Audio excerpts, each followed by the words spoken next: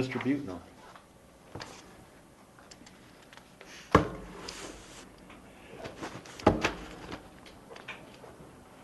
Louis Butner. I'm still the squeaking wheel on these couple complaints that I've got before the board. To advise the board about my July the 21st complaint, subdivision complaint, I have not heard anything from any of your staff, as you referred to last time. So consequently, I have prepared a little letter here for you. And I will also let you know that the state is moving ahead on their phase of that, of the complaint.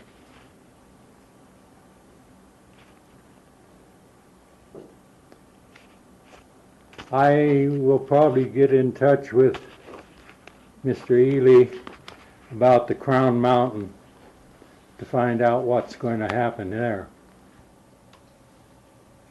But that's about it. I haven't heard a thing from them, so consequently, you're going to get complained to all the time.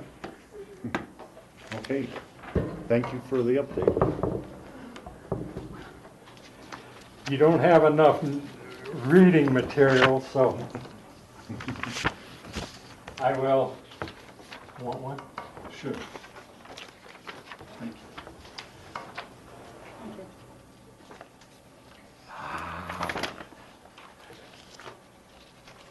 you. You want one?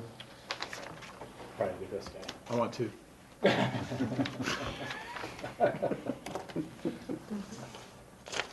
If you want another one, I'll run it off real fast. Two's good. Thank you. Thank you. Are there any other members of the public who wish to comment at this time? Are there any commissioner comments? Quiet day today.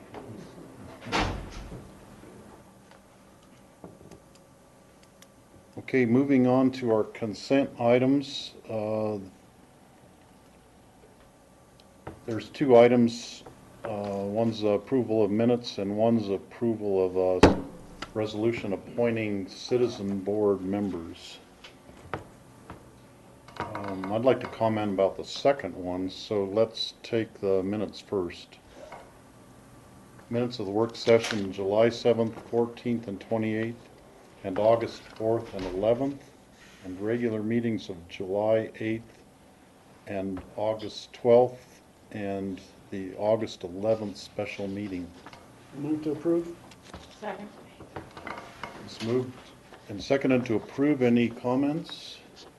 All in favor say aye. Aye. Okay, the resolution appointing citizen board members, and the citizen who we are voting to approve is Zach George, who is a junior at Aspen High School, and he has applied to be on the Citizen Grant Review Committee as the alternate youth member. And the way we're working that, he then next year would be the regular member and the other high schooler would be the alternate. So I just wanted to mention his name and just to give him some recognition and public thanks for applying for that board.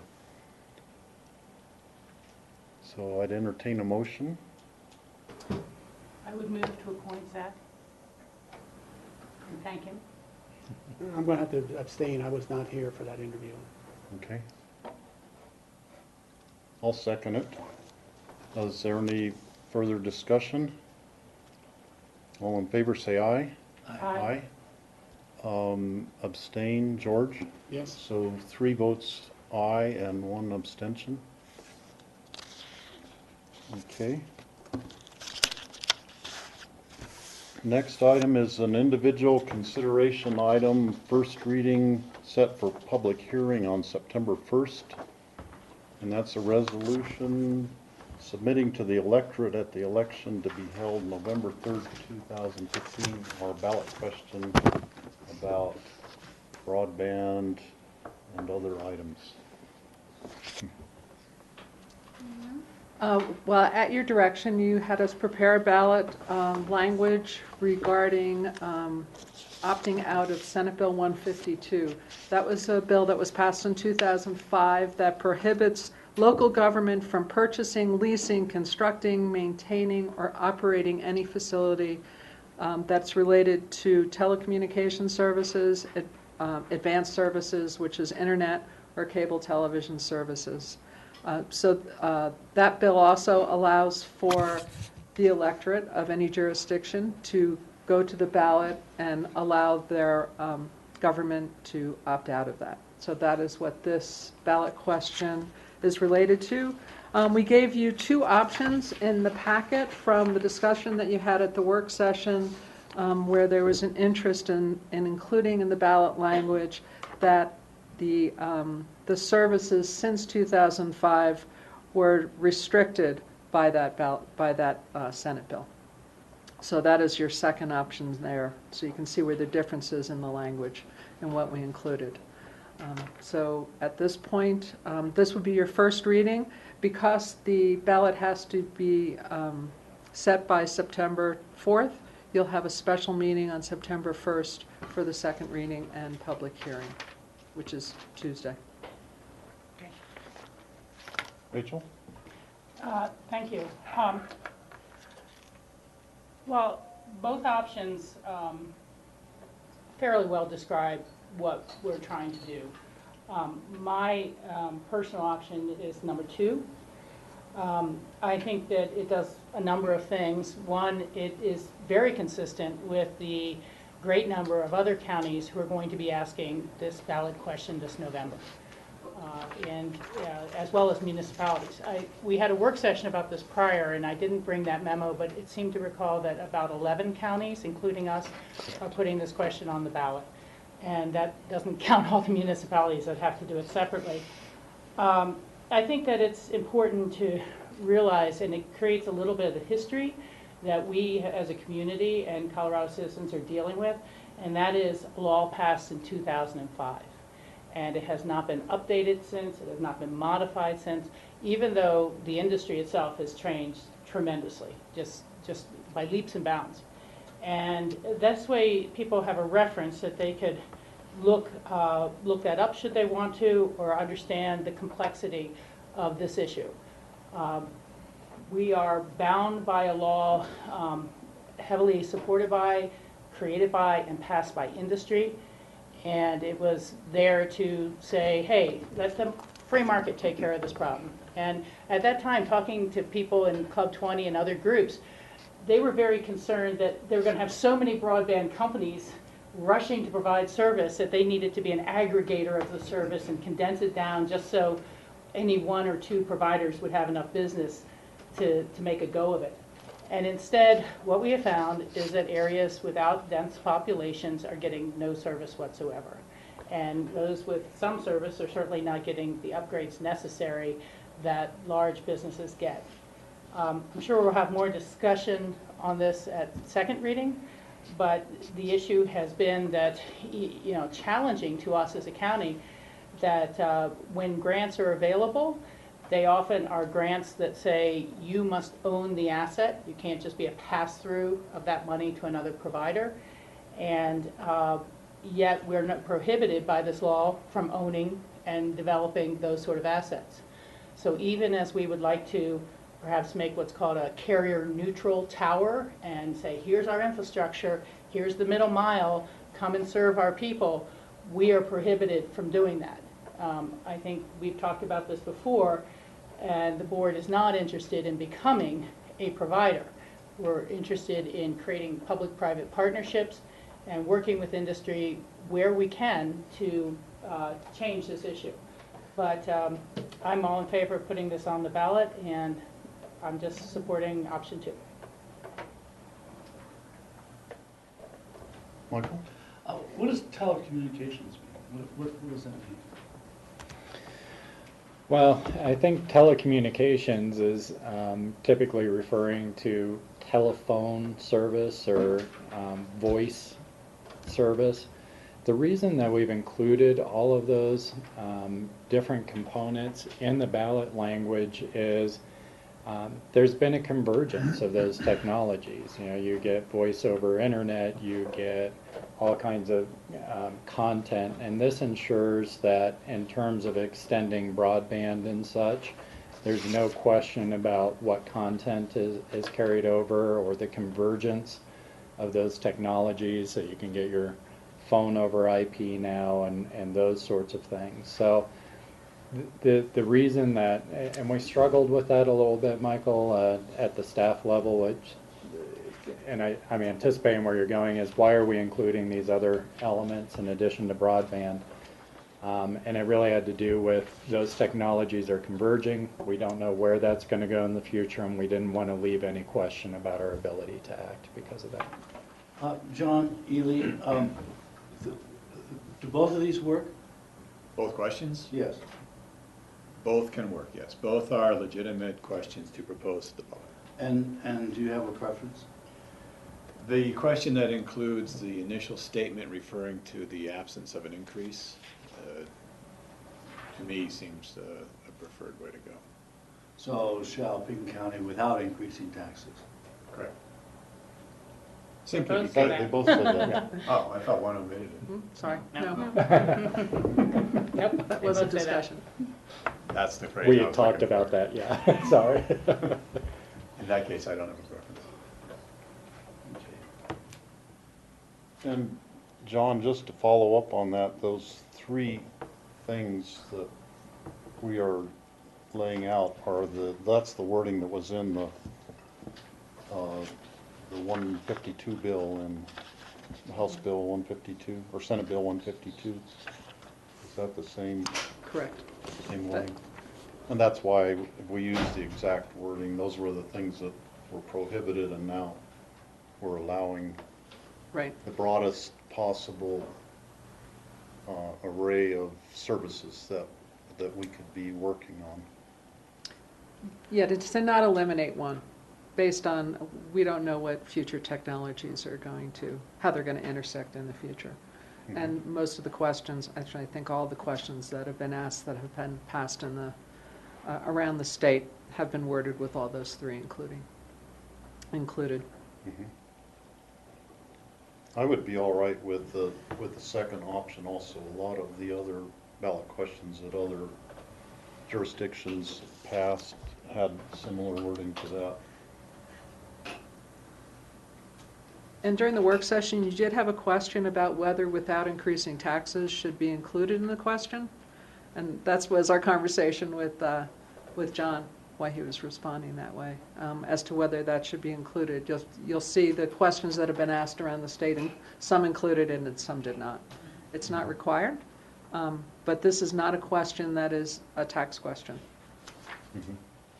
So that's also kind of indicating this is a single issue question on the ballot and not a double one with a tax question and the other part. And it wouldn't preclude a second ballot question in the future if we wanted to create a system that we did need to increase taxes. That would be a question that would be asked separately. Mhm.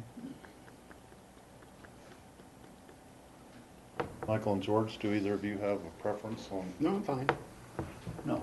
But you gotta choose one. Make a We need to motion. choose one. Make a motion and I'll approve. Rachel, do you want to make a motion? Well, I saw Michael's hand up a couple of times, but I don't. Well, they were more or less answered. I just didn't want to preclude without increasing taxes. That only addresses this question. It doesn't address any future questions where we might need taxes to provide infrastructure or something. Yeah. But this would allow us to be able to accept grants that have different strings on them that we currently can't really even apply for. Okay, I would make a motion that we forward a question to the voting public of Picken County as described in our memo, attachment A, option 2. Second? Okay, it's moved and seconded to approve this resolution with the option number 2, with the words in it, all services restricted since 2005 by Title 29, Article 27 of the Colorado Revised Statutes. described as, and that's the part in red in there. Any further discussion? All in favor say aye. Aye? Any- Thank you, Kara, for bringing us to this Okay, point, thank you. Phyllis.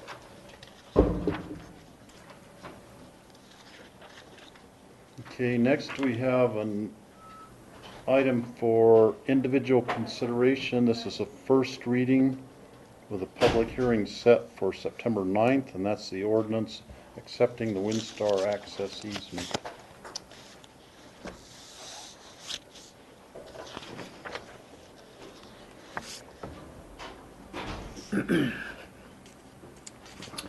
Thanks, Steve. This easement really is a way of ensuring that we can continue to use something that we've felt that we've had since 1996 when the Windstar Conservation easement was conveyed, purchased by Pitkin County with some help from GOCO, and it's co-owned by Pitkin County with Aspen Valley Land Trust. And since that time, the public have enjoyed visiting the property and have traversed the driveway that that actually crosses the Zabriskie property between Snowmass Creek Road and Windstar. And in looking at that property, we became aware of some correspondence with some other parties that raised a question about whether or not the public's right to the use of that driveway was secure. And fortunately for the public and for the county, Ms. Zabriskie was willing to cure that, or to armor plate it, maybe a better term, to ensure that there is no basis in which anyone could claim that the public does not have the right to reach the Windstar property from Snowmass Creek Road. Ms. Zabriskie conveyed this to the county essentially as a gift, and I'd like to thank her for doing that.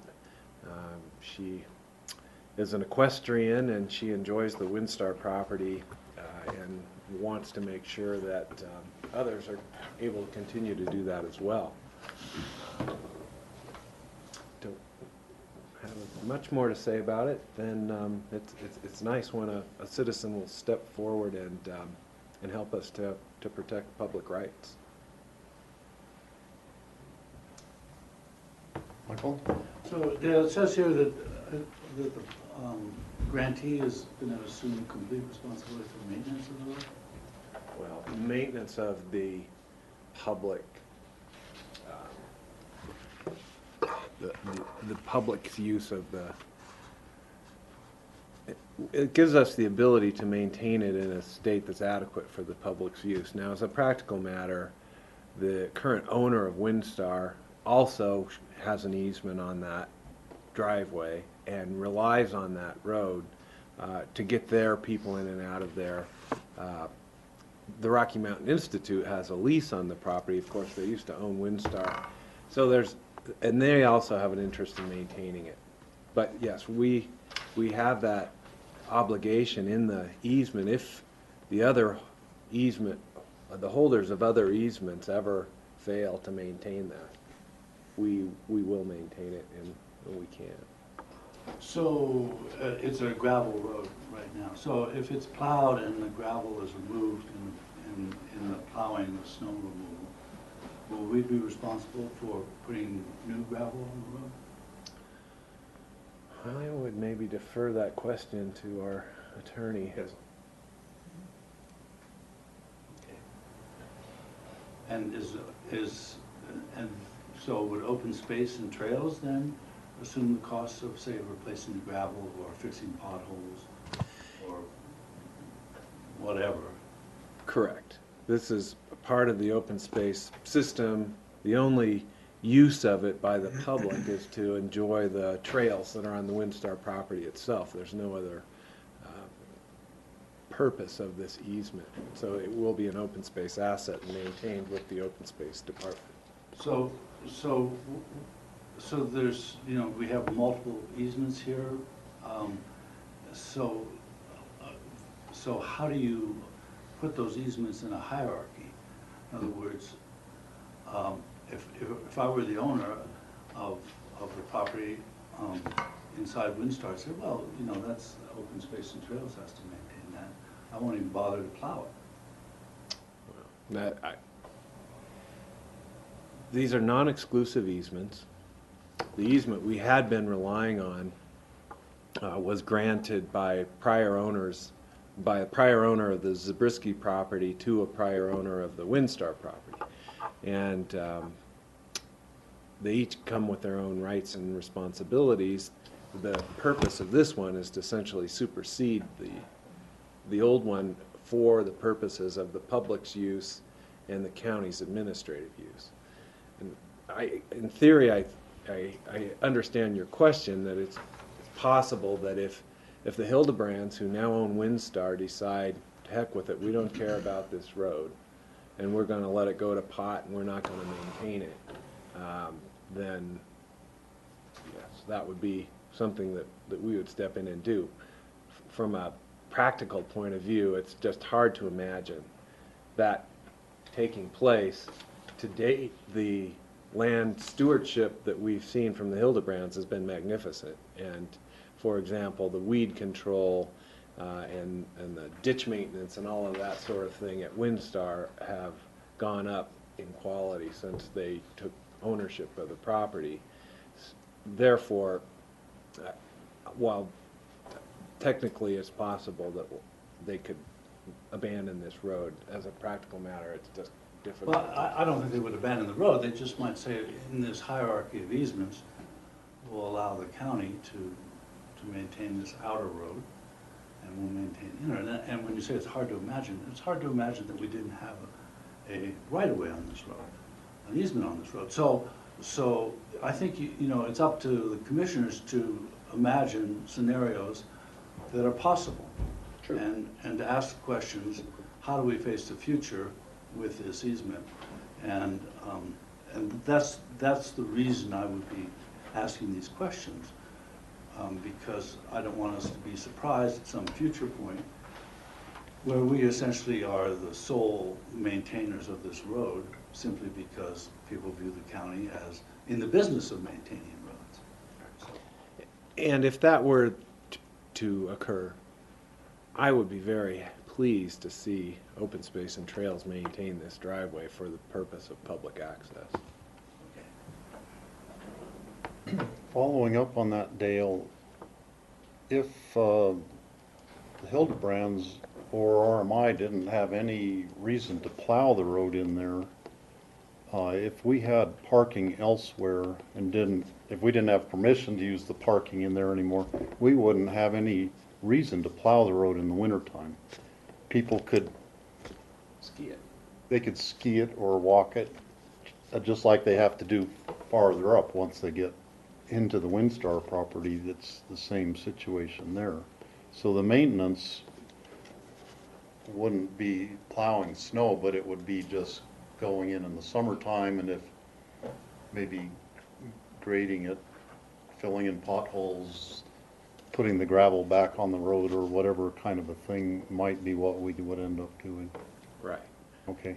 Now note also that Ms. Zabriskie did prohibit us from paving the road on the basis of this easement. She does not want this road paved, and her desire is to keep the road rugged enough to slow people down as they're traversing her property.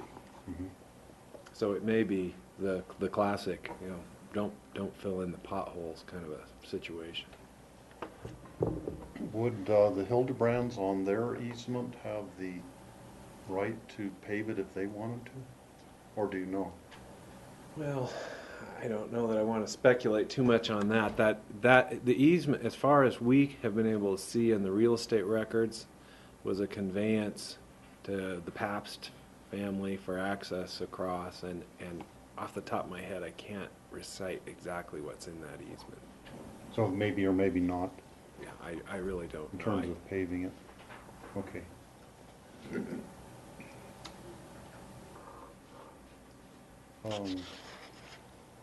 Any further discussion? I'd entertain a motion. I would make a motion to approve accepting the ordinance, accepting the WinStar public access easement. Second. Okay, it's moved and seconded to approve the ordinance. Is there any further discussion? I would just echo Dale's comments. I want to just thank Mrs. Zabriskie for working with us and cleaning this up for the public's enjoyment. And I would echo that also, that this is really a terrific day for preserving the public access to all these trails in WinStar, which we could have lost them completely, aside for people who, from Lazy O, who could go in on a private access into there. So this is really, really a momentous day when you look at it. So thanks so much, Dale, for all of your effort going into this. Rachel? You know, I agree with all the comments and certainly the appreciation. We have talked about this a couple times during various open space and trails and BOCC joint meetings of creating some sort of certificate program that we could give people who make these sort of donations, a framed document or plaque or something. And it's been 7 years or 8 years at the table now, and I feel like we're not really getting there, and I just don't like to see a thank you at the table that passes by on grassroots briefly, maybe mentioned in the papers. I'd like to create some sort of lasting thank you to people who've outright donated to our programs. So please take that back to your board. Okay, and I am happy at second reading to have a draft of a letter from you, if you would like me to do that. I'd like that at least, but again, I really would love to see us start to institute a program like that. Thank you. Okay. Yeah, I mean, I just want to follow up on that, because, I mean, a letter is fine, but I would like to have something that's a little more visible, maybe even a little plaque that we could put right at the entrance. So, Yeah. I mean, some sort of acknowledgement, so people, I think for me, it first came up when Rick Neely dedicated a fisherman's easement on some land that helped connect some other areas, and I just have felt we need to do something more to show our appreciation. We do have your third quarter joint meeting with Open Space on Tuesday, and just so that the staff gets one consistent bit of direction on We this, could talk about it then. if we could bring it up, and we'll do whatever is decided. Okay, thank you. Yeah, because I don't want to honor one person, other people not have received something. You know, you got to keep it very even. Okay, I'll call the question. All in favor, say aye. Aye. Okay, Thank you. Okay, moving on to our individual consideration items. These are all second reading with public hearing today. And first up is a resolution about the IGA for provision of Colorado Community Response operated in the Aspen School District. Good afternoon. I'm Kim Dubois, the Adult and Family Services Manager for Picken County. And with me, I have Tom Heald, the Assistant Superintendent for the Aspen School District. Welcome. We're very glad that he's here today because this is the first full day of school. So just want you all to know we had to sneak out, and we'll have to sneak back in. So, as you know, during the first reading and other information that we've shared, that we've secured funding to establish a Colorado Community Response Program, offers voluntary support services for Picken County families in the Aspen School District, and for our early childhood programs. As you know, we did a multidisciplinary assessment to determine the best way to utilize these funds. 47 people were involved in that discussion in May, and it was determined that the best place for this service to sit would be in the Aspen School District, and that it would be more accessible and available for families and children. Tom has been really helpful in helping us to move this forward with their school board, and we're here to just hear what, if he has anything to add, and to hear if you have any questions regarding this second reading. Do you want to share anything, Tom, about? I just wanted to say we're very excited about this partnership because We have a lot of partners, and I think this is the first time that we've had an intergovernmental agreement with the school board and, or the school district, I might say, school district. And we're just really impressed with the work that we can do with them and with families, so. Yeah, and we're thrilled to be a partner in this as well. This wraparound model is a really effective model for serving families up and down the valley. Roaring Fork adopted one about 20 years ago in a very small scale, and it's since expanded to quite a large scale. And I remember years ago, thinking that we were remiss at the middle school and at the other schools in the district for not figuring out a way to begin to replicate that, because the need is there. So I'm looking forward to working with you all. Thank you. Appreciate that. I had several questions, Kim. First one is, this provides for services for up to 25 families. Is that limited by the staffing, like one staff person would be able to handle that many cases? Is that why the number 25 was picked? Yes, and it's related to the size of our county and the number of referrals that we get through child welfare. Certainly, we would like to serve more families, and that might be an option. I think just since this is the first year that we're piloting this, or starting this, we just wanted to have a ballpark figure in terms of how many families we could serve and what would fit within the resources that we have, which will be one FTE that will be hired through the Aspen School District. So if we found in the future, after 1 year, there's 50 families or 40 families needing service and one person can't handle that, then we would look at increasing staffing in future years. We certainly would be working with the state of Colorado that's providing this funding to determine how we can increase our funding support to continue to provide the service, yes.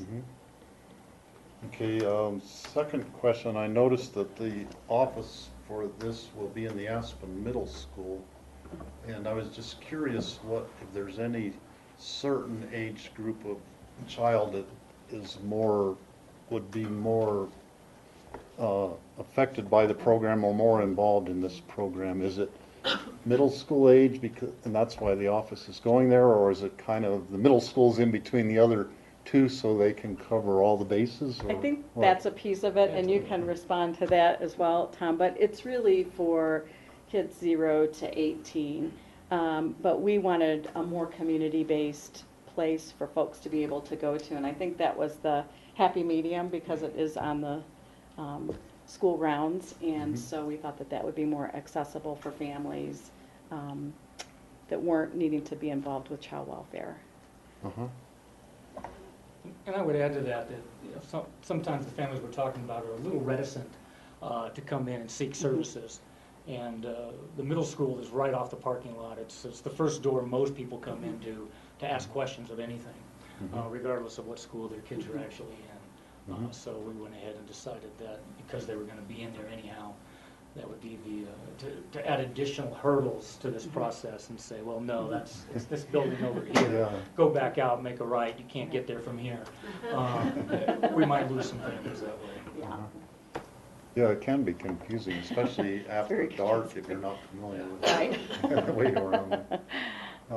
Okay, and then the last question I had, this is for approximately 55% of the child welfare referrals are screened out, or they don't go into your other programs. Right. And I was curious if the other 45% that stay in your program, do they all receive sort of the approximate kind of services then? Yeah, the difference is that we're doing an assessment of the family needs, strengths, and all of that, and then we're providing services from our department based on that. So we want to reduce obstacles across the board for families to get the support that they need to be together and be safe. So it'd be, in effect, closer to 100% of all the Right, families who are exactly, needing exactly. could benefit from the Right. service. It's a really good way of putting it. I think that that other group of families that we haven't been able to serve might still need some support, and we certainly want to prevent them from having to come into the child welfare system if that can happen. Uh-huh. So, Okay. Thank you. Michael? We've touched on it slightly, but you talk about the CCR target population determined by each site will involve, and then you go on to say there's 3 different types. So screened out, closed initial assessment, those are all in sort of in-house terms. What do they actually mean? okay, so when we get a referral on our child welfare hotline, we do what we call as we review, evaluate, and determine what the next steps might be with that. And some of those referrals, 55% of those generally, we don't need to provide the level of support that is necessary for the other group. So And that's called screening out. Screening out, right, right. And those are folks that might still need some support, but don't meet the criteria for an assessment through child welfare. And then we have families that come into our, have a child welfare assessment, and through that we determine that, you know, they just need some supports, but they don't need any they don't need to work long-term with us. It's voluntary. And at that point in time, we could also make a referral because they can get support services beyond, and not have to be involved with us, I guess is the best way of putting it. So And that would be that's a screened out population is what you're. That's, the screened out is what I mentioned before, the folks that come into our system and then leave our system with supports would be the other group of folks that we would be serving. So it's Yes, more sir. like treatment support beyond what we provide. And what's a closed initial assessment? That's what I'm talking about. That's what Yeah, you're talking yeah, about. yeah. Sorry, there's a lot of, Well, that's what I'm trying to, Yeah. because the language, I think, for, most people don't speak. Right. And I don't even know what to Right, call the right. language, but right. most people don't speak it, Right. you do. And I suppose people who Mhm. enter the system Mhm. begin to learn it. Right, right, But from right. people on the outside, Right. it's not clear. Right.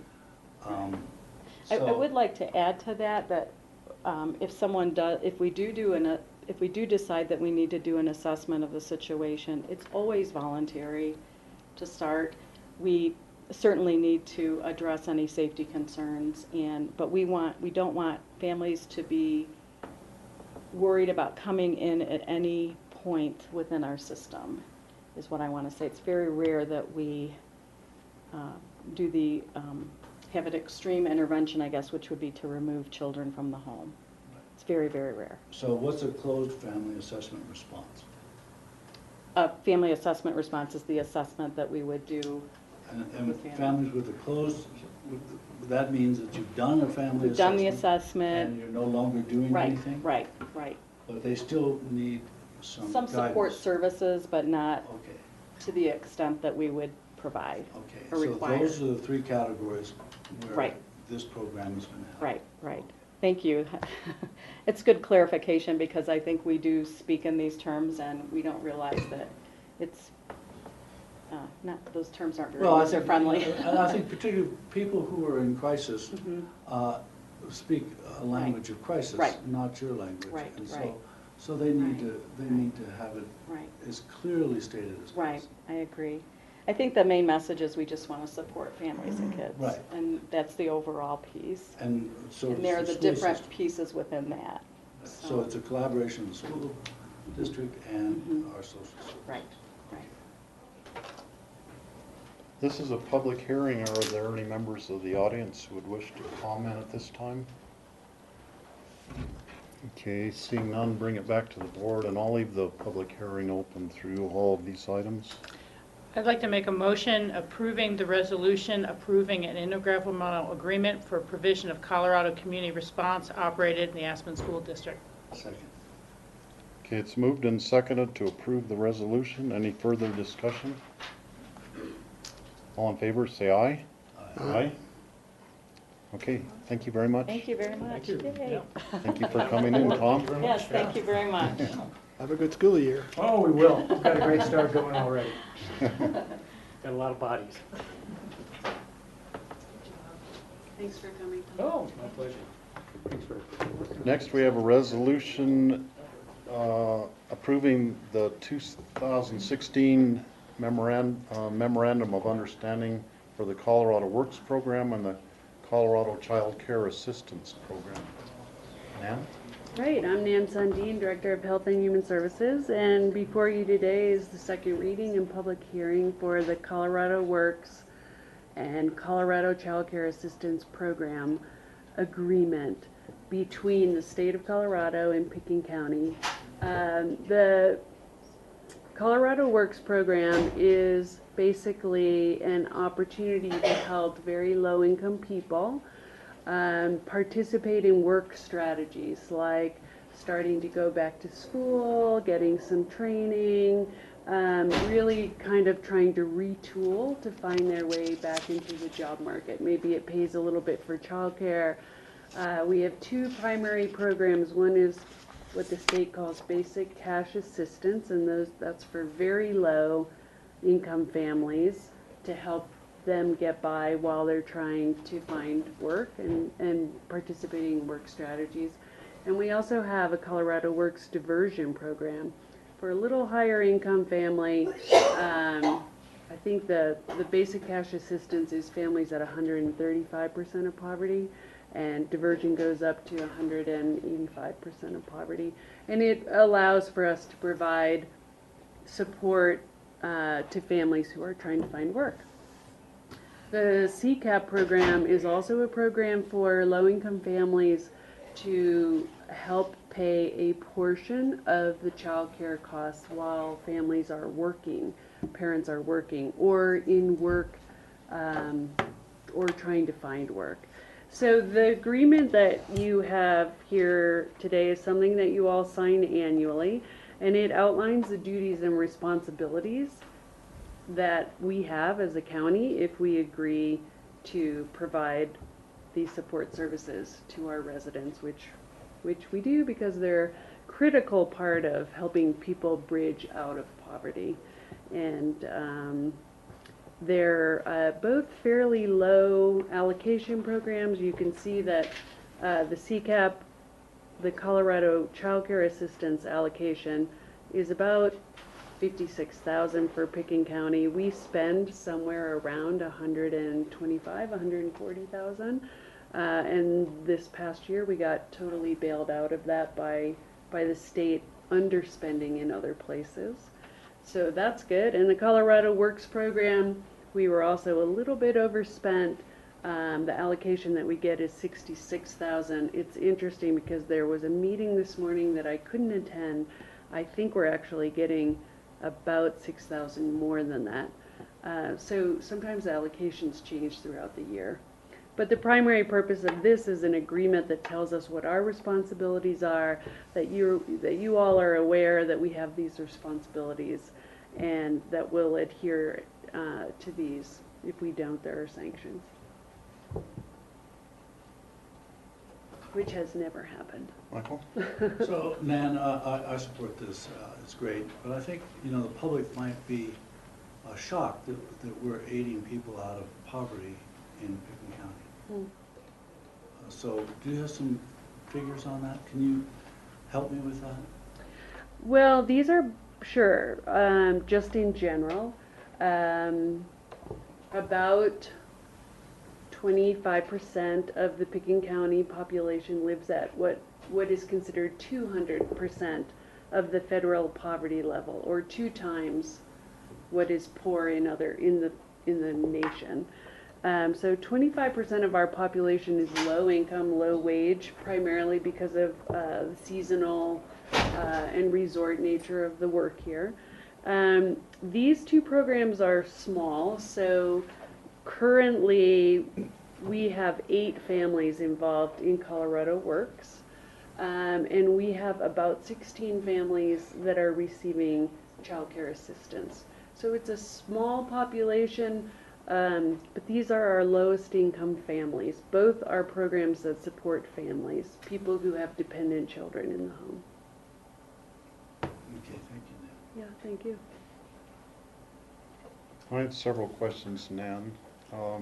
Are there any changes in this year's MOU compared to last year's? The only change was that we had a choice about whether we wanted to customize what they call work participation rates. And most counties like ours are choosing not to and just accept the state standards. So it's not really a change, it's just an awareness for you. And otherwise, no other changes. Okay. Are there any problems with the CSAP or the works programs that need to be addressed that we could perhaps tackle on the state level? Always keep your eye on the allocation discussions, which I'm sorry I missed this morning. We tend to, what I do is I try to argue for having the state build in the self-sufficiency standard in their allocations, which really recognizes that geographically there are different costs. And so what is low income to Pickens County is a different population from what is low income in Archuleta County.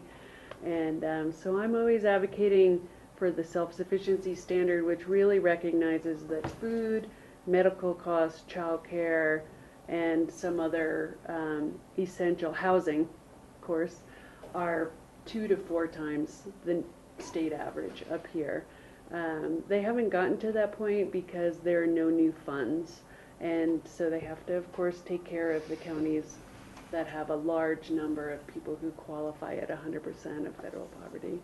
But so I would say allocation and always advocating for new funds, any new funds to be funneled toward reduction of poverty.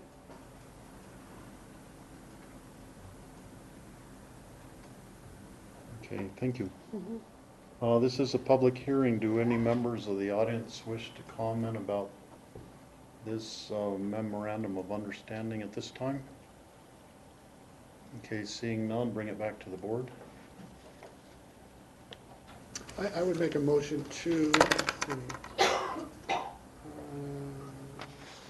approve a resolution approving the 2016 Memo of Understanding for the Colorado Works Program and the Colorado Child Care Assistance Program. Is there a Second. second?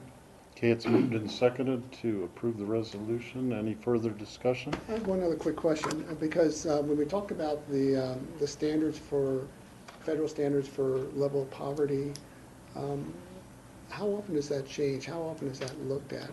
They look at it every year, but what's interesting is it's based on, if I get this right, 1994 AFDC rates, right? AFDC was the old Aid to families aid to with families with dependents. dependent children. Thank you.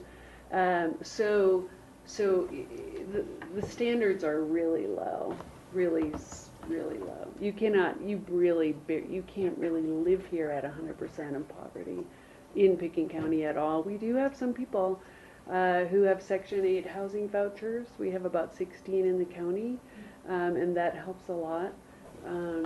Certainly our food pantries, things like that. But the federal government looks at it every year. We get a slight cost of living adjustment to the federal standard, and then basically programs like this are the federal government determines who qualifies financially. So we can go up to 133% of poverty or 200% of poverty or whatever, and make it available. Okay, thank you. Yeah. Yeah, I just say the poverty numbers have been so out of whack for so long, and folks have asked for them to be updated in some sort of meaningful way. You know, it doesn't include any ability to save for retirement, and it doesn't include any ability to necessarily pay for insurance.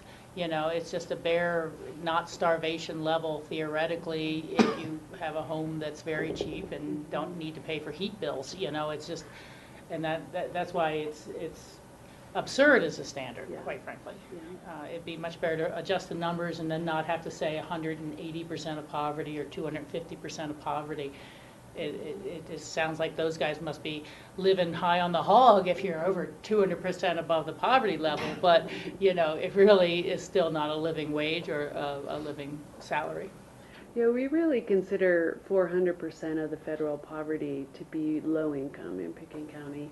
And as you all know, I think Kids First, CCAP goes up to 200% of poverty, and that's what we fund. And then we're really, really fortunate that the city of Aspen has a special tax for childcare.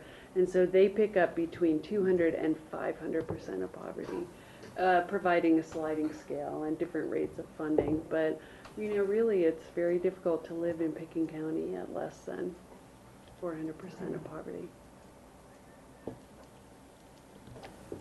Okay, any further discussion? All in favor, say aye. Aye. Thank you. Okay, thank you very much, ma'am. Next, we have a resolution authorizing expenditure funds generated through the Renewable Energy Mitigation Program, affectionately known as REMP. Good afternoon. Thank you. Hi. So I think we're here today on our second reading for the resolution. I want to update you that on Monday night, the City Council unanimously approved the resolution as we presented it. So there are no changes to the information that we sent you earlier or last week. I do just want to call attention to, I think we included some information that was requested at our last during our last conversation regarding the total energy savings from the Randy Udall Energy Grants. We had them listed individually, but we've added those, we've included those in the memo that we submitted to you for your consideration for today. So.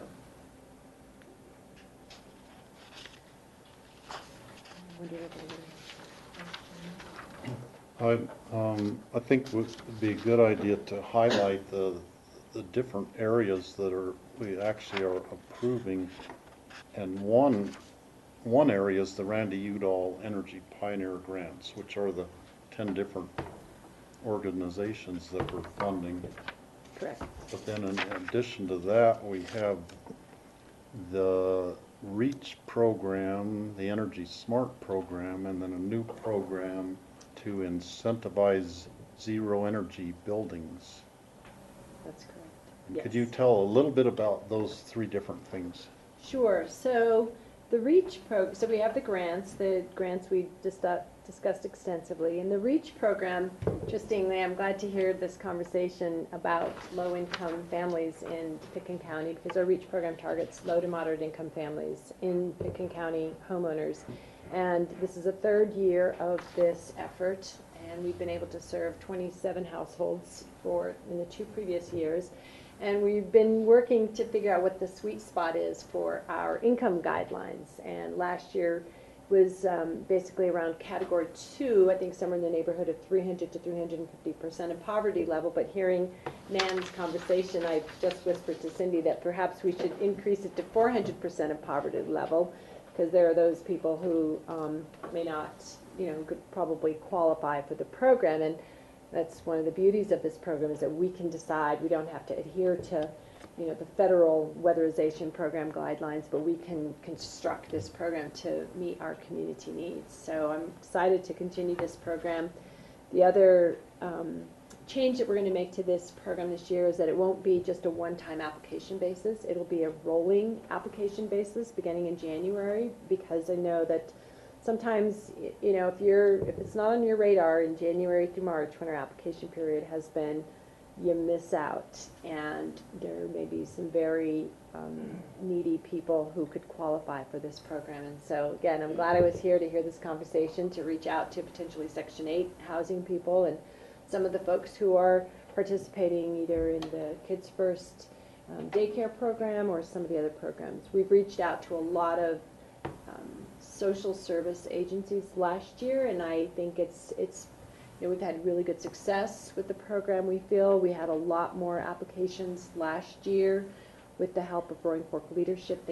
They chose this as one of their community projects, and so we were able to really heighten awareness of the program, and we did receive about 55 applications. So we had a ranking and criteria selection for them, and that's how we ended up with our 27 applicants. So I'm happy that we're moving forward with your support for this program in 2016.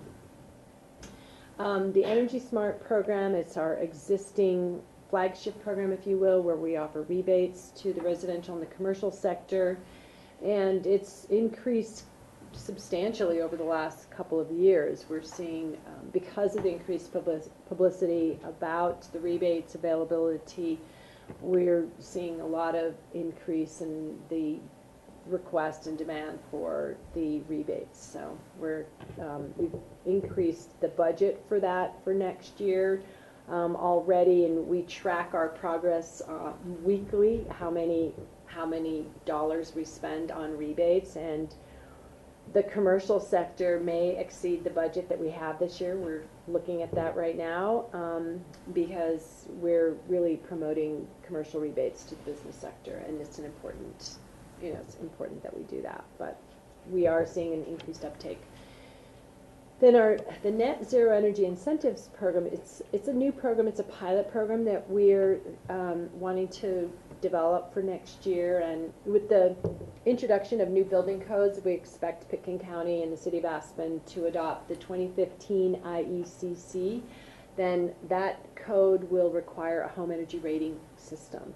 And so with that, what we would do is incent people, and even before the code is implemented, because if you implement it in February or you adopt it in February or March, it takes a while to actually put it in place. But we would introduce a program in January where if somebody was building a home and they exceeded the minimum HERS rating as required by code, we would provide an incentive to them. And that incentive would increase as they lowered the number. The lower the number, the more energy efficient the home. And so they could potentially get up to a $10,000 rebate. It's a small program, and we may be able to work with more than 10 homeowners, but we wanted to try to test the waters with this program and see what it costs, how onerous it is to get to net zero. I know that's been something that you all have talked about, and the City Council has also talked about, how do we build more net zero homes in our area. So that's why we felt like this might be a new program that we could kick off. Okay. This is a public hearing. Do any members of the audience wish to comment about this?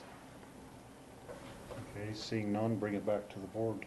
I've got another question. Mona, because I asked you to bring this forward, looking at the aggregate energy savings and CO2 emissions from the Randy Udall Energy Pioneer Grant. So from the REM funds, we're reinvesting $525,000 back into the community through these different grant applicants. And you've put together a number in terms of the aggregate, but it's hard for me to get sort of my hands around what that really means. So what you say is the total annual energy savings upon completion of the 2015-16 Randy Udall grant projects are estimated to exceed 967,682 kilowatt hours and 26,659 therms, eliminating or avoiding just over 15,000 tons of CO2 emissions over their lifetime. Right.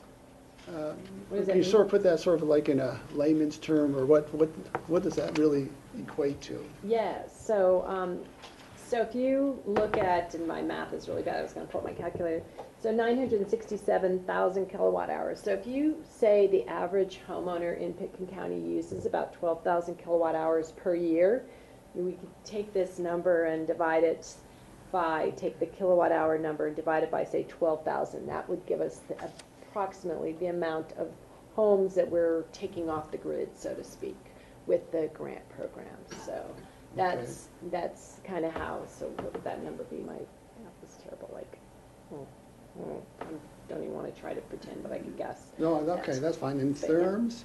And therms, so the average home uses, if you think about a therm, that's natural gas consumption.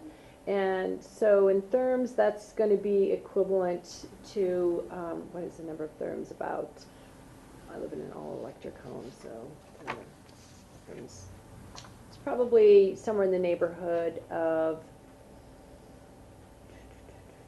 if the average home uses about 8,000 therms, so somewhere in that neighborhood of gas, that would be equivalent to that, of homes that would be removed from the grid. Okay, and then sort of the big number, 15,000 tons? Yeah, 15,000 tons. So that's not a huge number, but it's actually, if we're obligated to remove, say, about 4.5, I'm thinking BTUs, I'm sorry. My brain is in BTUs. 15,000 tons. So, see, what would that be in terms of the amount of what would I could equate that to? I'm not thinking off the top of my head quite. Yeah, I just wonder, like a public building or the airport that has been identified? Well, the city uses, I think it's 497,000 cubic tons, so it's, somewhere in the neighborhood of, a small percentage of it. But this is an annual basis too.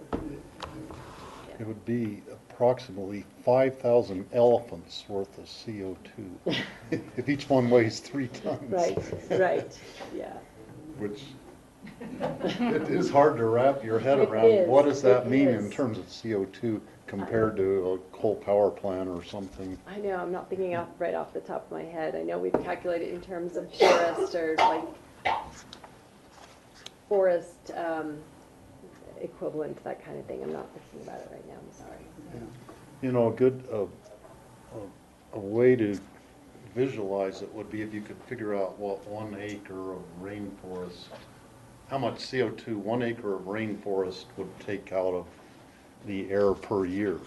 And we've done that in relation to Aspen Ski Co. And in the past, it's been the entire acreage of Aspen Ski Co. The amount of acreage that Aspen Ski Co. covers. So, yeah. So that's the equivalent because we want to localize it to what we're doing. So. Okay. Michael? Mona, I've asked for this before, but the reason we're getting these funds is because people are allowed to expend energy in their driveway or in their pools or whatever. So really these figures have to be balanced against what those expenditures are in order to get these receipts. And we never know. Right, so now you have said in the past that it's, in the recent past, that it's 4.5 times. Right, our commercial. What it is, but I think we need to know, because it's not, the positive figures here aren't telling the other side of the story, which is we're allowing people to expend extra energy, essentially, non-recoverable to the open air primarily. So we need to know that figure. I'd love to come back in a different time in work session because we've just completed this study and we're in the process of editing it and making sure that all of the numbers are correct and work together. And I'd love to come back in a different time in a work session and present a summary of the study that we conducted, how we conducted it, what the results really are, and the time period is from 2010 to 2014. So that we really took a deep dive in looking at, and I would be happy to share that information with you. And because one of the things that we are looking at trying to do is not only account for that 4.5, and it's about 4.5 million or 4.5 kBTU per year, but are our programs actually exceeding that? And then also, what are those people who install systems, solar systems, tend to install more than is actually required of them. It's sort of like once they you know, once they get going, they decide, well, I might as well put on a 10 kilowatt system or a 14 kilowatt system. So there's a whole side of it, another side of it that's a positive side, because I completely agree with you. It's like you're still, you know, you're still using that screen, even though maybe you're putting up another screen over here, or, you know, just a quick analogy. How does this all weigh out? Because we're still having to import, you know, electrons into the valley in order, but we wouldn't be importing as many as because of the program. So I'd like to come back and give you a summary of how we conducted the study, what we found, what's, you know, just a full picture, if that would be appropriate at some point, you know, and then You're I'll always just. welcome to, you know. So, thank you. Rachel?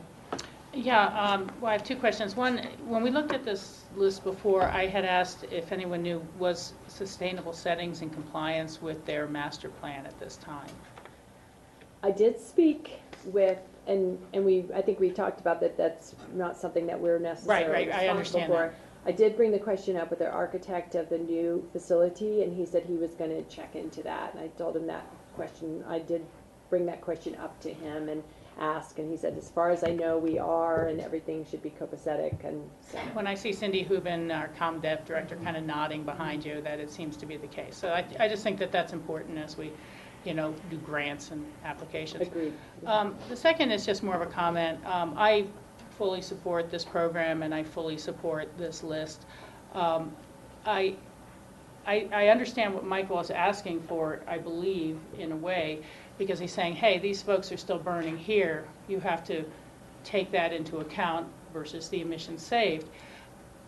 I think that's only true if this board or this community was willing to ban outdoor pools and ban heated driveways and ban these things from ever happening. And then we could say, hey, that energy was saved because they weren't allowed to do it.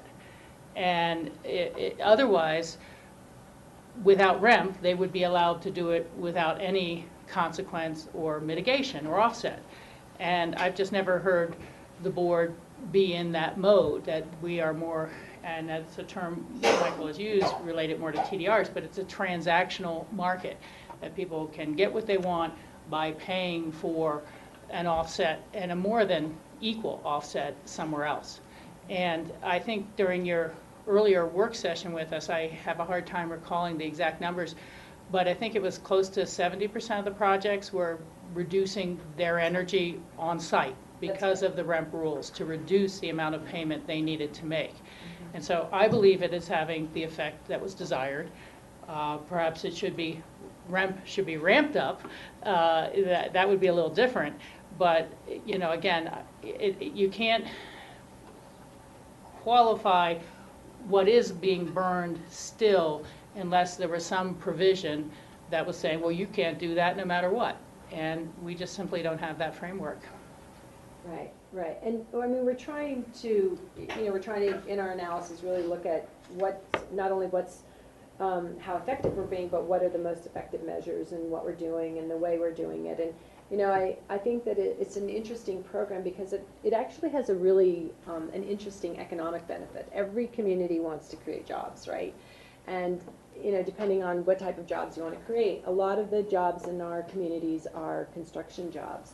And part of the thinking around this is that we recently had a meeting with a woman from Ketchum, Idaho, who's implementing they're developing a REMP program in Ketchum, Idaho. They already have one in the county that Ketchum is in, but they want to really mirror our program. And, you know, in talking with the builders about the program, they actually they can benefit in two ways, because if somebody chooses, say Michael chooses to go ahead and put in his year-round hot tub and pay into REMP, then the organization that's administering the funds then has a rebate, has money to give George a rebate for his boiler, and that same plumber or a different plumber will put in that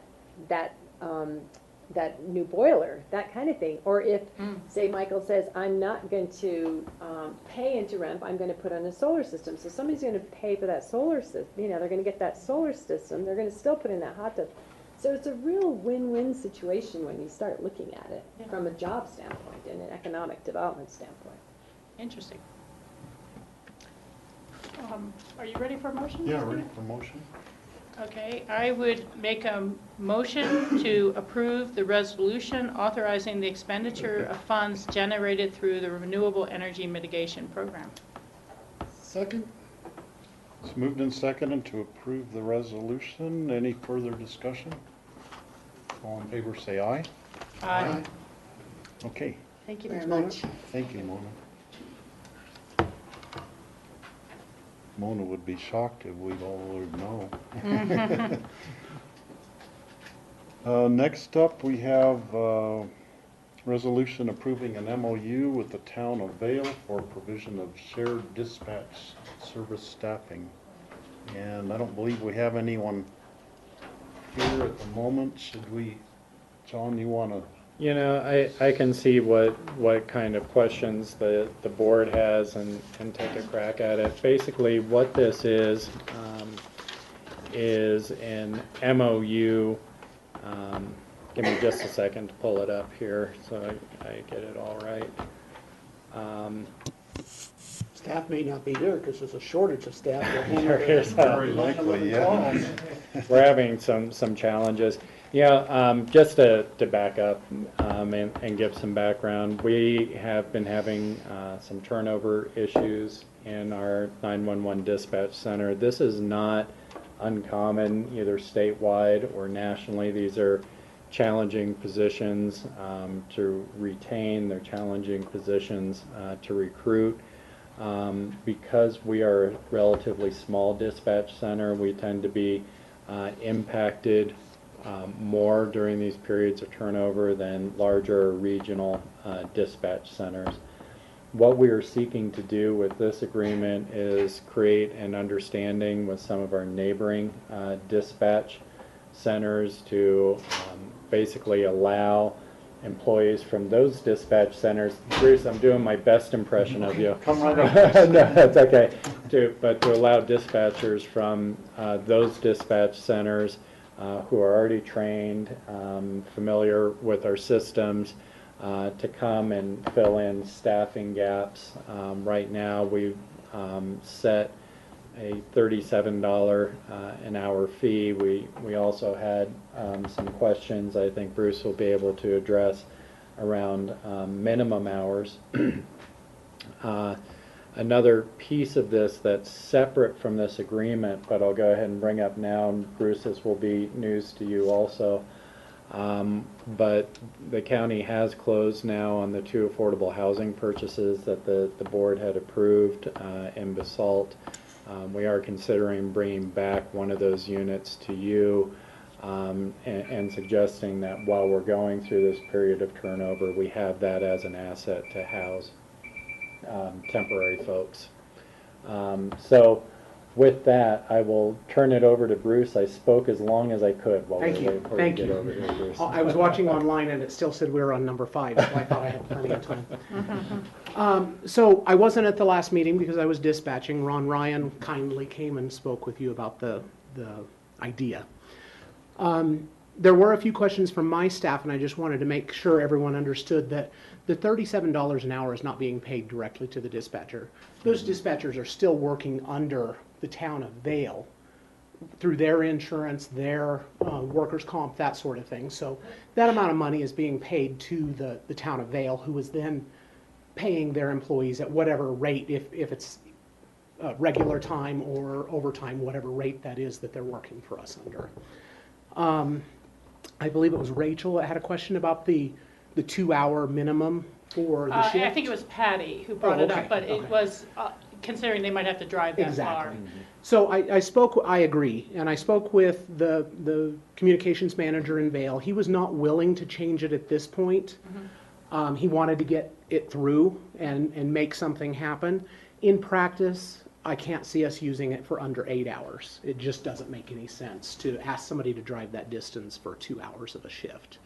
Okay. So in practice at this point, we will work with 8 hours, and I'll work with the town of Vale to do an amendment if that's your choice, if you do pass it today, to make that change official.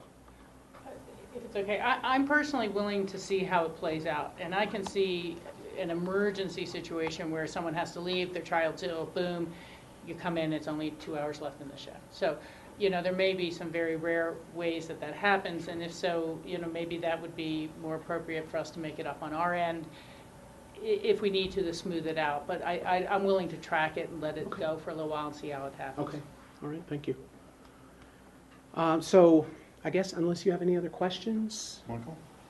Well, why are they traveling? Why don't they just switch lines? Well, that'd be great. Oh, switch lines. I mean, you know, I don't understand why you need a body here when, if you're just on a dispatch. So I think it's the cutover question where we have the emergency cutover, but I think that right now, the way we're set up.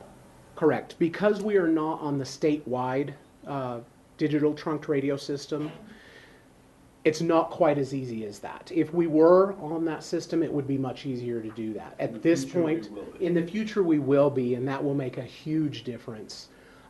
With short staffing for either center or for an evacuation kind of a thing or special events, we will be able to utilize one another's 911 centers to help one another out. And this is just a question for John or John. So the town manager is signing this and our elected officials signing this. So don't they have to have, I mean, the town manager is that, he can sign memorandums of understanding? It depends. You know, for example, this is a contract, and what drives this coming to the board for approval on 2 readings is that it's an intergovernmental agreement, and our charter specifically spells out that all intergovernmental agreements will come to the board. Some jurisdictions view these as contracts, whether it's with another governmental entity or private entity, and so whatever signature authority their manager has may fall under that. Yeah. And their seal is very boring. It says seal. We're looking for partnership here, Michael, Yeah. so. I know, I just. They didn't know this meeting was happening, so they're Yeah, not okay, watching. good. This is a public hearing. Do any members of the audience wish to comment on this at this time? Seeing none, bring it back to the board. I would make a motion to approve a resolution of memorandum understanding the town, understanding with the town of Vale for the provision of shared dispatch service staffing. Second? Okay, it's moved and seconded to approve the resolution. Any further discussion? All in favor, say aye. Aye. Aye. Okay, Thank you. thank you very much. Next up, we have an ordinance authorizing the board to amend the special use authorization to the lease agreement with the U.S. Department of Agriculture Forest Service for the Aspen Highlands Loge Communications Site. Phyllis? Hi, Phyllis Mattice, Assistant County Manager. This was at the request of the Forest Service. They omitted the section liabilities, this paragraph regarding indemnification, which we usually do not have in our contracts, but the federal government requires it, so they've asked for an amendment. The Loge site has been one of the sites identified to be in our 800 digital trunk radio system, so we will be expanding this site in the next coming year, we hope. Actually met with the Forest Service yesterday, and they believe that we can get our permitting done for it by next year. So this is a simple cleanup of a contract that we already have. Actually, the lease for that site, the lease is through 2034. And it's a 20-year lease, not a 10-year lease.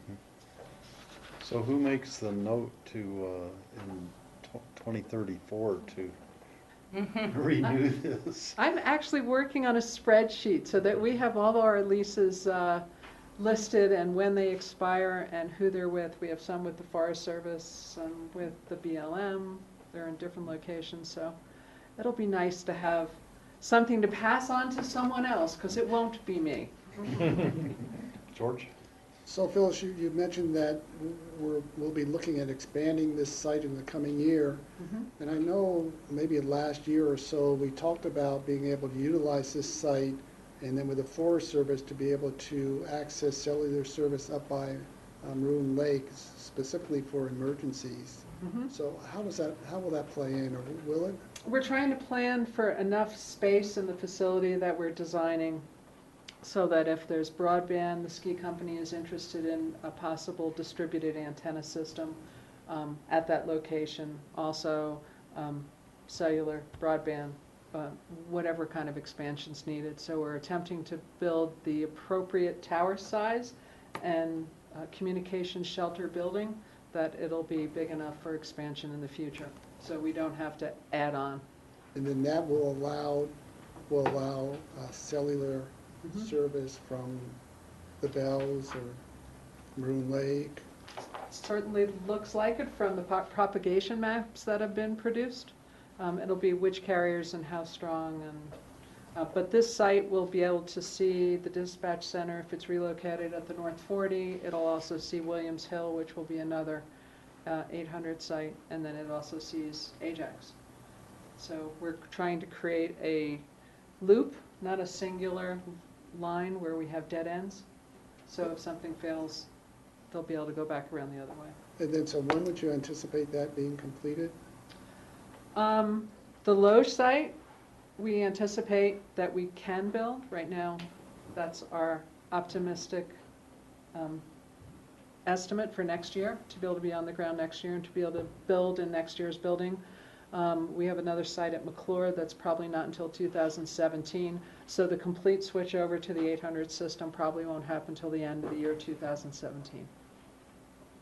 But we'll have a lot of the system in place. And the Sheriff's Office recently bought dual band radios so they can talk on both 800 and on VHF, which is what we currently use within our own communication system is VHF. But State Patrol, CDOT, they use the 800 system. So this will be a real benefit when we all are on the same system. And Eagle County uses 800. That's why Bruce and the dispatch switchover isn't able to happen yet, which I confirmed with the state. I was hoping there's some kind of something we could put in place, but there isn't. Okay. This is a public hearing. Do any members of the audience wish to comment about this? Seeing none, bring it back to the board.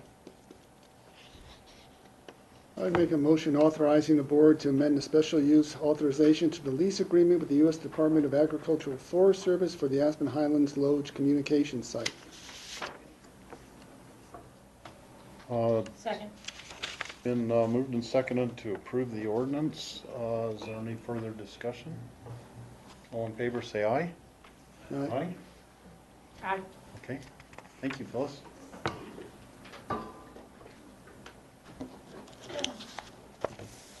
You know you're up next, don't you, Dustin? Next, we have a resolution authorizing the filing of an amendment to and closeout of passenger facility charge applications number 6, 7, and 8 to be filed with the FAA. Thank you. So I'm Dustin Oval, Assistant Aviation Director, Operations and Facilities. Here is BJ Herrera, Accounting and Contracts Administrator for the airport. We're here with you today for the second reading, like you already mentioned, for the resolution for the Board of County Commissioners for the closeout of the passenger facility charges, number 6, 7, and 8 with the FAA. It's also important to note that we do have an open application, PFC number 9, which was approved a little less than a year ago. BJ is going to cover what we acquired with applications 6, 7, and 8. Sorry, I need these nowadays. PFC number 6 we used for our vehicle and the terminal planning, utility master plan. And application number 7 we used for the runway sweeper, the runway plow, the airfield friction tester, and the airfield snow blower. Application number 8 we used it towards the runway plow, extended runway, connector taxiway, de-ice pad apron, and the runway safety area. And all those came in under budget. So the airport would like to answer any questions that you might have and recommends the closeout of the applications. It's really just kind of a housekeeping item. Rachel? And for the open ones, what are the anticipated future projects? Those are the environmental assessment airfield, the environmental assessment terminal side and east side, and also a blower, a plow, and a broom, and that would be for number 9. Okay, thank you. And the passenger facility charges are charged on each landing and departure, or is it just departures? It's just departures, so Okay. it's in plain passengers. It's a passenger facility charges are a $4.50 fee imposed on in plain passengers at the airport. You have to have an approved application, which we do 9, in order to collect those funds and be approved to the FAA. And so that is the method that the FAA gives individual airports to maintain and improve their facilities. Correct, and it's basically also allows you to leverage other funds, local funds, other rates and charges, etc. Thank you. It seems odd that the runway extension was done, seems like a lot of years ago now, and now the contract is just being closed out on that application number 8. Were there other parts of that have been done more recently, or why does it take so long to close it out? That's a good question. We have to go through the process and to make sure all the bookkeeping, all the numbers, all the invoices match with all the costs and stuff. So it's a program where we can go ahead and we pay for it and we get reimbursed. So we compare and reconcile to make sure all the invoices are properly matched up. And then we have to go through and process and close everything. So it's a timely process, but we just want to make sure everything's done before we close it properly. Mm-hmm. So it'd be kind of analogous to if someone has a workman's compensation claim, they want to make sure that they get enough time beyond the end of when they think they need it to actually close it out. Exactly. Because something might show up that was unanticipated. Surprising invoice or something, you never know. Okay. Correct, and also one of the things is a lot of times you do the applications and you'll be collecting on for year after year after year, and then you have to again follow up with the paperwork and then you close out afterwards. Mm-hmm. Okay. This is a public hearing. Are there any members of the public who wish to comment on this at this time? Okay, bring it back to the board. I would make a motion to approve the resolution authorizing the filing of an amendment to and closeout of passenger facility charges applications number 6, number 7, and number 8 to be filed with the Federal Aviation Administration. Thank you. Second? Okay, it's moved and seconded to approve the resolution. Any further discussion? All in favor, say aye. Aye. Aye. Okay. Thank you. Thank you.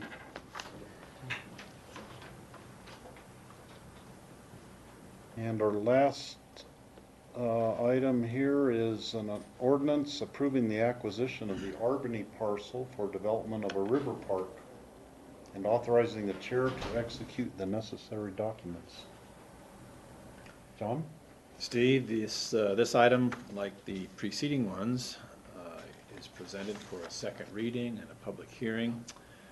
What is before the board for its consideration is an ordinance to authorize what is commonly been referred to as the Albany parcel. It's a strip of land that essentially was a remainder consequenced by other conveyances of a larger piece of property by the Albany family.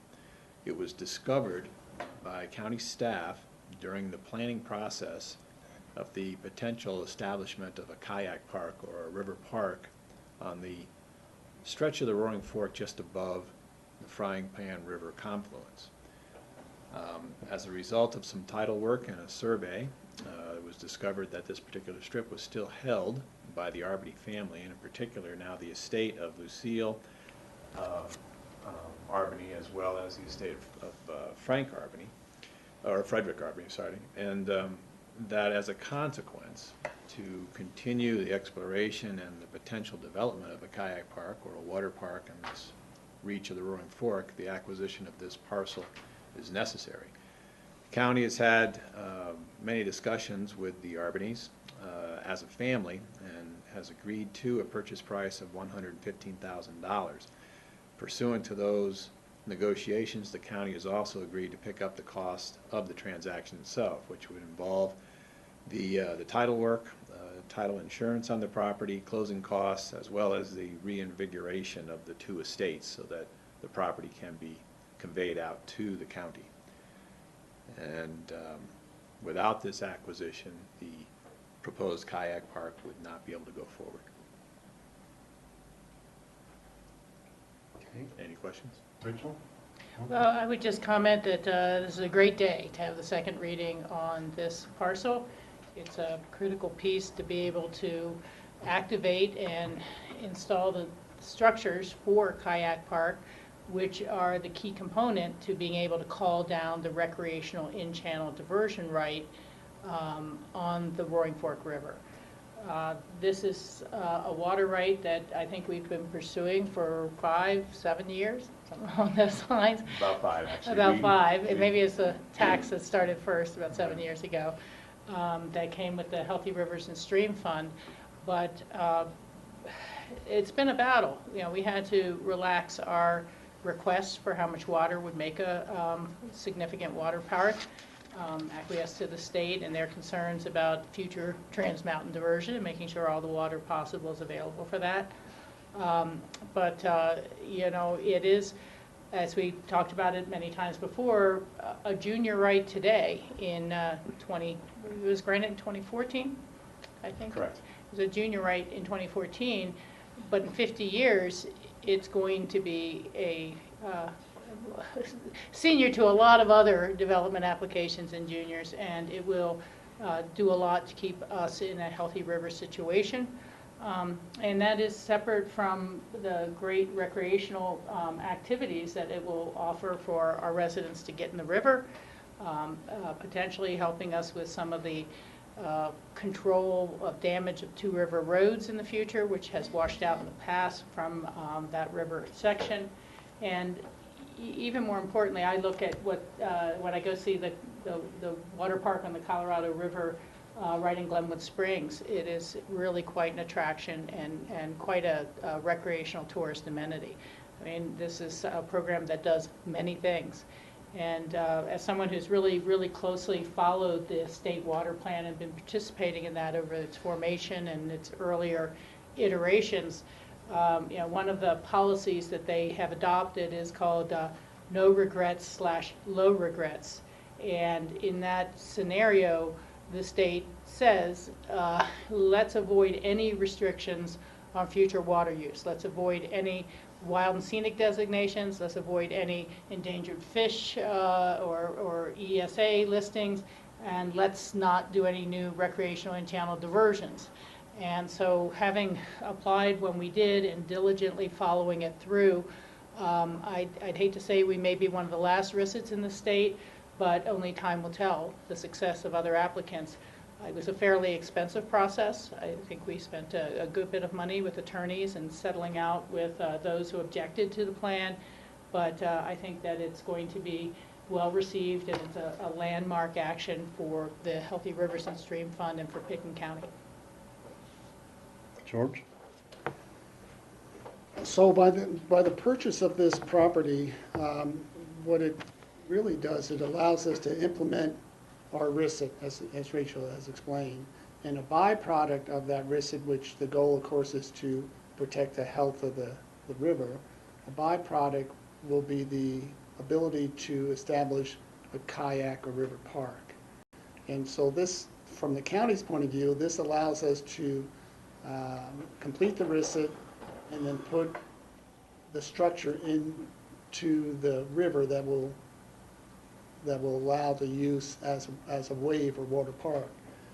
The water park itself, though, because it's in the town of Basalt, they're really the ones who are in charge in terms of looking at the land use approvals, in terms of access to the park, parking, and any other amenities. And so we'll be working with them or supporting their efforts in terms of, as they work through a public process to determine how they want to go about actually establishing the park outside the in-stream.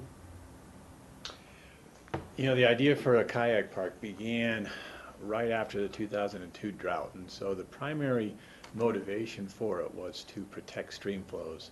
The lower portion of the Roaring Fork within Pickens County, which is really the middle river for the watershed as a whole, has always been singled out as a particularly stressed reach of the Roaring Fork. And during that drought year of '02, we saw the Roaring Fork take a beating in a number of different locations, but this one in particular was one that was virtually dry.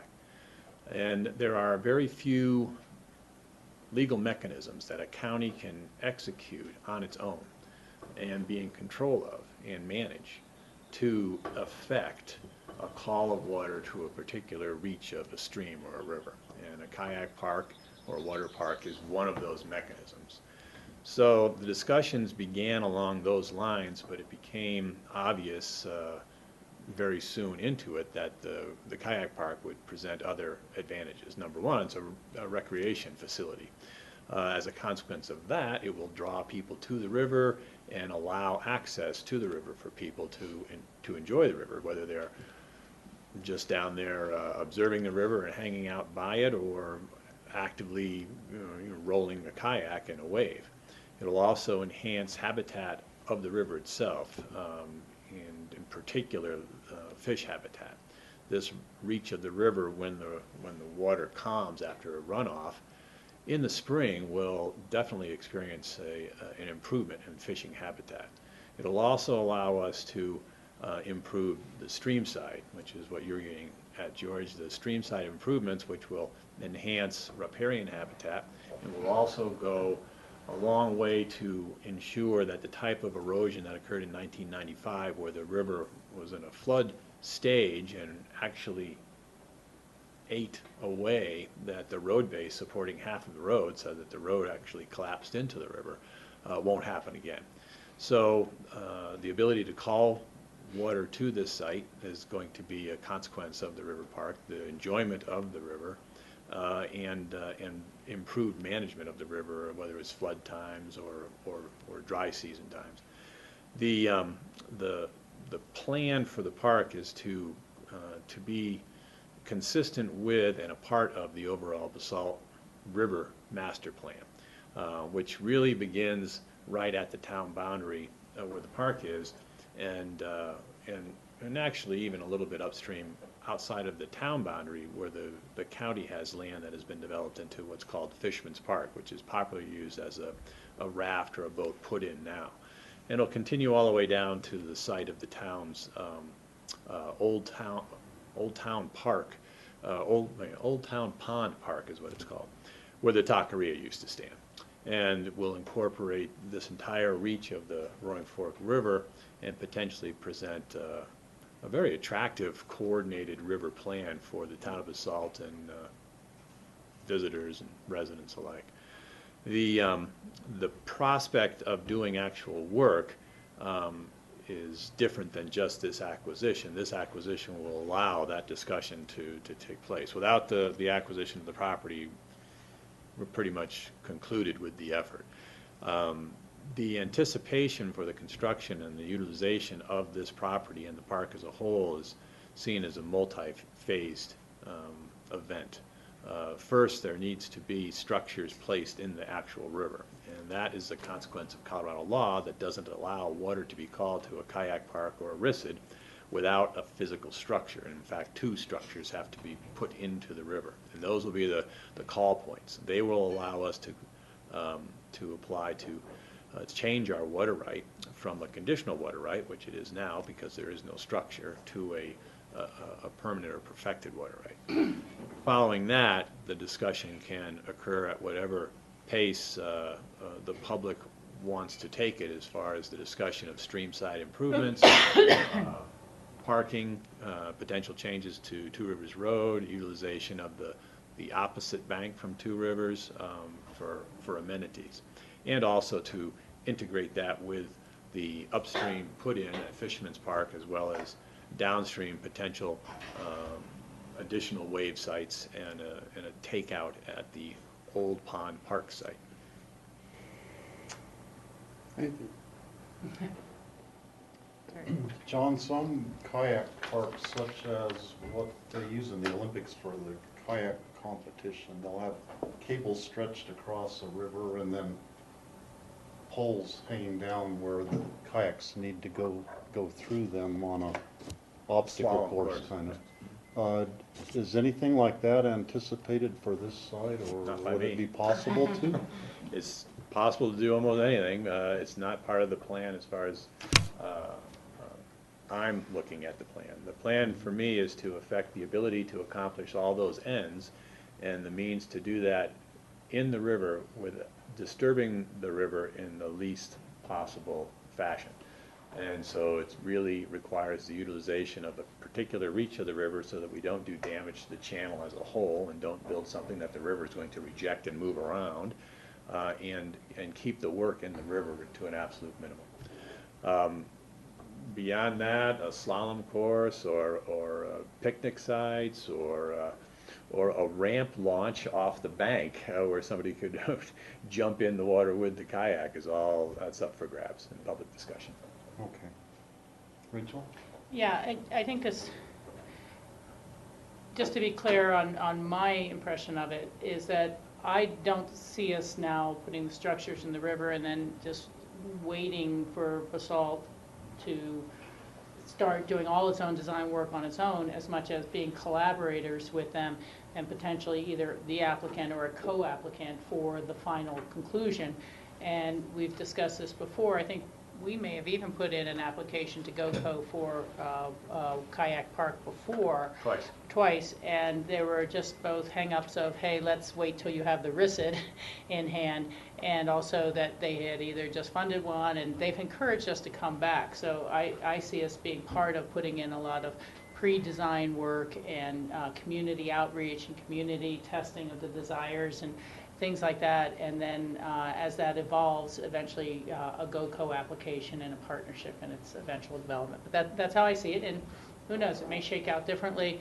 This is, in many ways, to me, not an immediate issue as much as it's a long-range issue to effectuate the rest of the amenities of a park.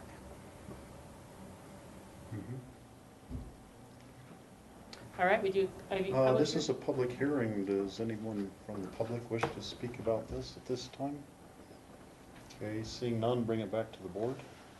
I would move to approve the ordinance approving the acquisition of the Arbany parcel for the development of a river park and authorizing the chair to execute the necessary documents. Second. Okay, it's moved and seconded to approve the ordinance. Any further discussion? All in favor, say aye. Aye. Okay. Thanks, John. It's been a long road getting to that point. Let's see. Do we want to break before we start the land use items, and that can give them time to set up? So, Yeah. how long?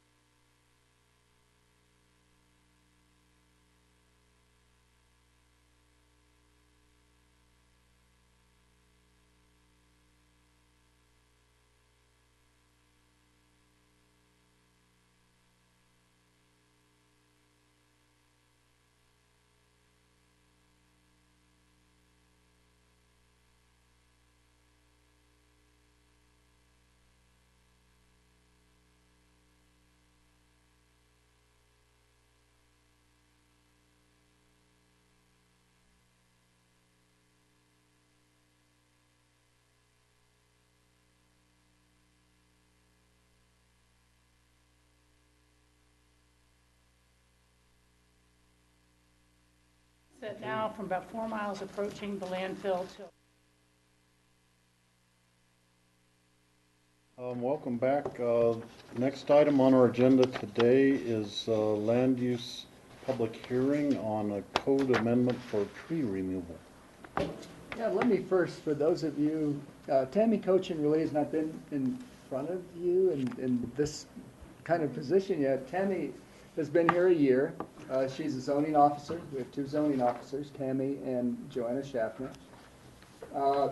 And Tammy is from the Boulder area, went to the University of Colorado for her master's degree in landscape architecture. And so we are very pleased to have on the staff a landscape architect, which we have not had for years and years and years and years. Partly because of that, though, she has been given everything with relation to landscape plans, tree removal, and those kinds of things because of her background and expertise.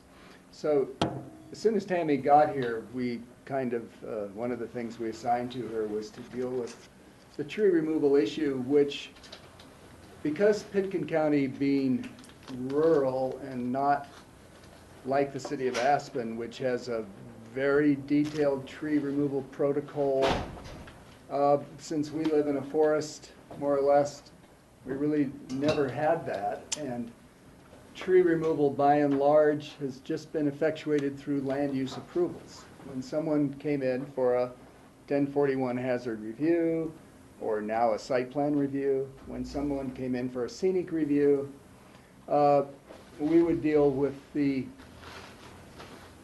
vegetation around the proposed house, and if it was always wildfire defensible space that was required. Tree removal took place as part of that.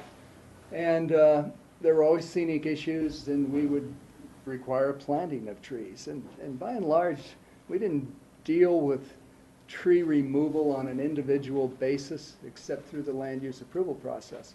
But what's happened in the last few years, and I'm not really sure why, but we've had more and more requests for removal of trees.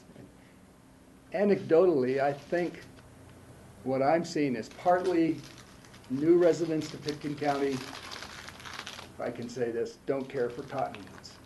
And so there's been a lot of requests. I would like to take down this cottonwood tree because why? Well, because I don't like it. That's kind of the answer we get. So that kind of thing is happening. And then 2 years ago, we had a lot of requests, which were very good requests, for people to implement defensible space for wildfire purposes around their houses. And in many cases, they were places that had never gone through the land use process and had never had a defensible space plan made for them. And we wanted to find a way to let that happen without having to go through a site plan review or establish an envelope or anything like that. Interestingly, this summer, we haven't had a single person, not one, come forward and say, I need to do defensible space around my house. It's totally related to the weather and the rain, which is kind of too bad. And we've always talked about trying to do something a little more to make that happen, but individually homeowners come in when they feel there's an imminent danger, and that hasn't happened this summer. But so we thought it's time to address our code from the tree removal standpoint, and that got assigned to Tammy, and she's been working on it. And essentially what we're proposing is sort of what de facto we've been doing. You know, sometimes you just need to make things happen the way they should happen. And we want the code now to catch up with that. And what we have been trying to do is make it easier for people to remove dead, diseased, and dying trees. Make it easier for people to do wildfire defensible space without going through a whole lot of rigmarole. But at the same time, having the opportunity to review when someone just says, I want to remove this cottonwood because I don't care for it. In lots of cases, the cottonwoods are important from a wildlife standpoint. In many cases, they're important from a scenic standpoint. So we want to have the opportunity to review those. So those are the kinds of problems that we have been encountering that we want to address. And then if you go over to, actually, I believe it's page 8 of your scan materials, we have really the new language. But I forgot to say very first, in your packet, you did not have the ordinance. I put it in front of you. You had all the attachments, so you had everything that we're changing. You just didn't have the cover ordinance, and I have put that in front of each of you. And the other issue is that this is the first reading. It is not the public hearing. The public hearing is actually advertised for September 9th. So this is just the first reading. And the ordinance that was published is correct and speaks to that. So what we've done that you can see in your scan document on page 8 is come up with some new language that essentially is going to allow more tree removal without someone having to go through the establishment of getting a building envelope or an activity envelope. They'll just get a tree removal permit. The other thing, we didn't have anything in the code before to allow us to limit removing trees, even dead trees, in the riparian habitat, because often dead trees, particularly in the riparian habitat, are very important from a wildlife habitat standpoint. And we wanted to add that to the code. And we wanted to have some specific exemptions that people can remove trees as part of a development approval. They can remove a certain amount of very small trees, and they can certainly remove trees in time of emergency, including repair, restoration, electrical lines, gas lines, water lines, et cetera, et cetera. And we specified what specifically would require a tree removal permit and capture those things that we wanted to have the opportunity to review. And we wanted to also make it clear that there would be certain things that we wanted the opportunity to review, but we would not require a permit fee for. And that would primarily be the fire mitigation. We don't want to discourage anyone. We want them to get a tree removal permit because we want to have a plan that meets the defensible space requirements. And as you know, all the fire districts now will go out to anyone's home. Carbondale, Basalt, Aspen, and Snowmass will all go to someone's home and help them devise a plan for tree mitigation and for free. And then they can bring that that mitigation plan to us, and we will issue the tree removal permit at no cost. But for other things, we want to actually have a cost because there is time involved. Tammy is going to review all of these things for appropriateness. We never really had a tree removal permit, and so we have devised a tree removal permit that we will now utilize. And we've suggested a fee of $175 an hour, so it would be whatever time it takes to issue a permit, except for those that are exempt from any fee whatsoever. And that could be right over the counter. Someone comes in, brings the permit, says, could I speak to Tammy? Right at the counter, she says, yeah, this is good, sign. It's 10 minutes. And that would be, in other words, there would not necessarily be a minimum fee of $175. We would really try to do it on an hourly basis. So that's what we're proposing. The Planning and Zoning Commission looked at this at their July meeting and recommended that the Board of County Commissioners move forward with it. And if you have any really detailed, specific questions on the specifics, Tammy and I will try to answer those for you. Rachel? Yeah, thank you, and welcome aboard. I know you've been here a while, but not, as Lance said, before us. Looking through this, I have a few comments for second reading. I think that this is a wonderful opportunity to create some visual aids within the code. You know, that could say, okay, this would be required, this would not be required. You know, just something that's more than needing a land use planner to interpret. You know, so that if a layperson was looking at this, they could kind of come to a conclusion. And the example that I really think of, Lance, is the Historic Preservation Guidebook, where it talks about what is an appropriate remodel, what's not, how to maintain the integrity of a compound, of things like that. But I think this really is ripe for that.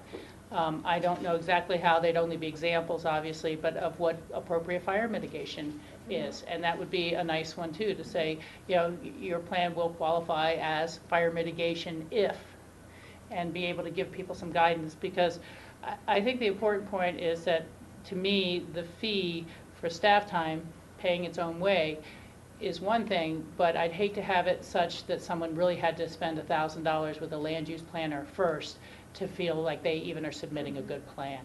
And so I think that we need to be a little more detailed in this section than perhaps other parts of our code that are about new development, and those developers, those architects, they're very familiar with that.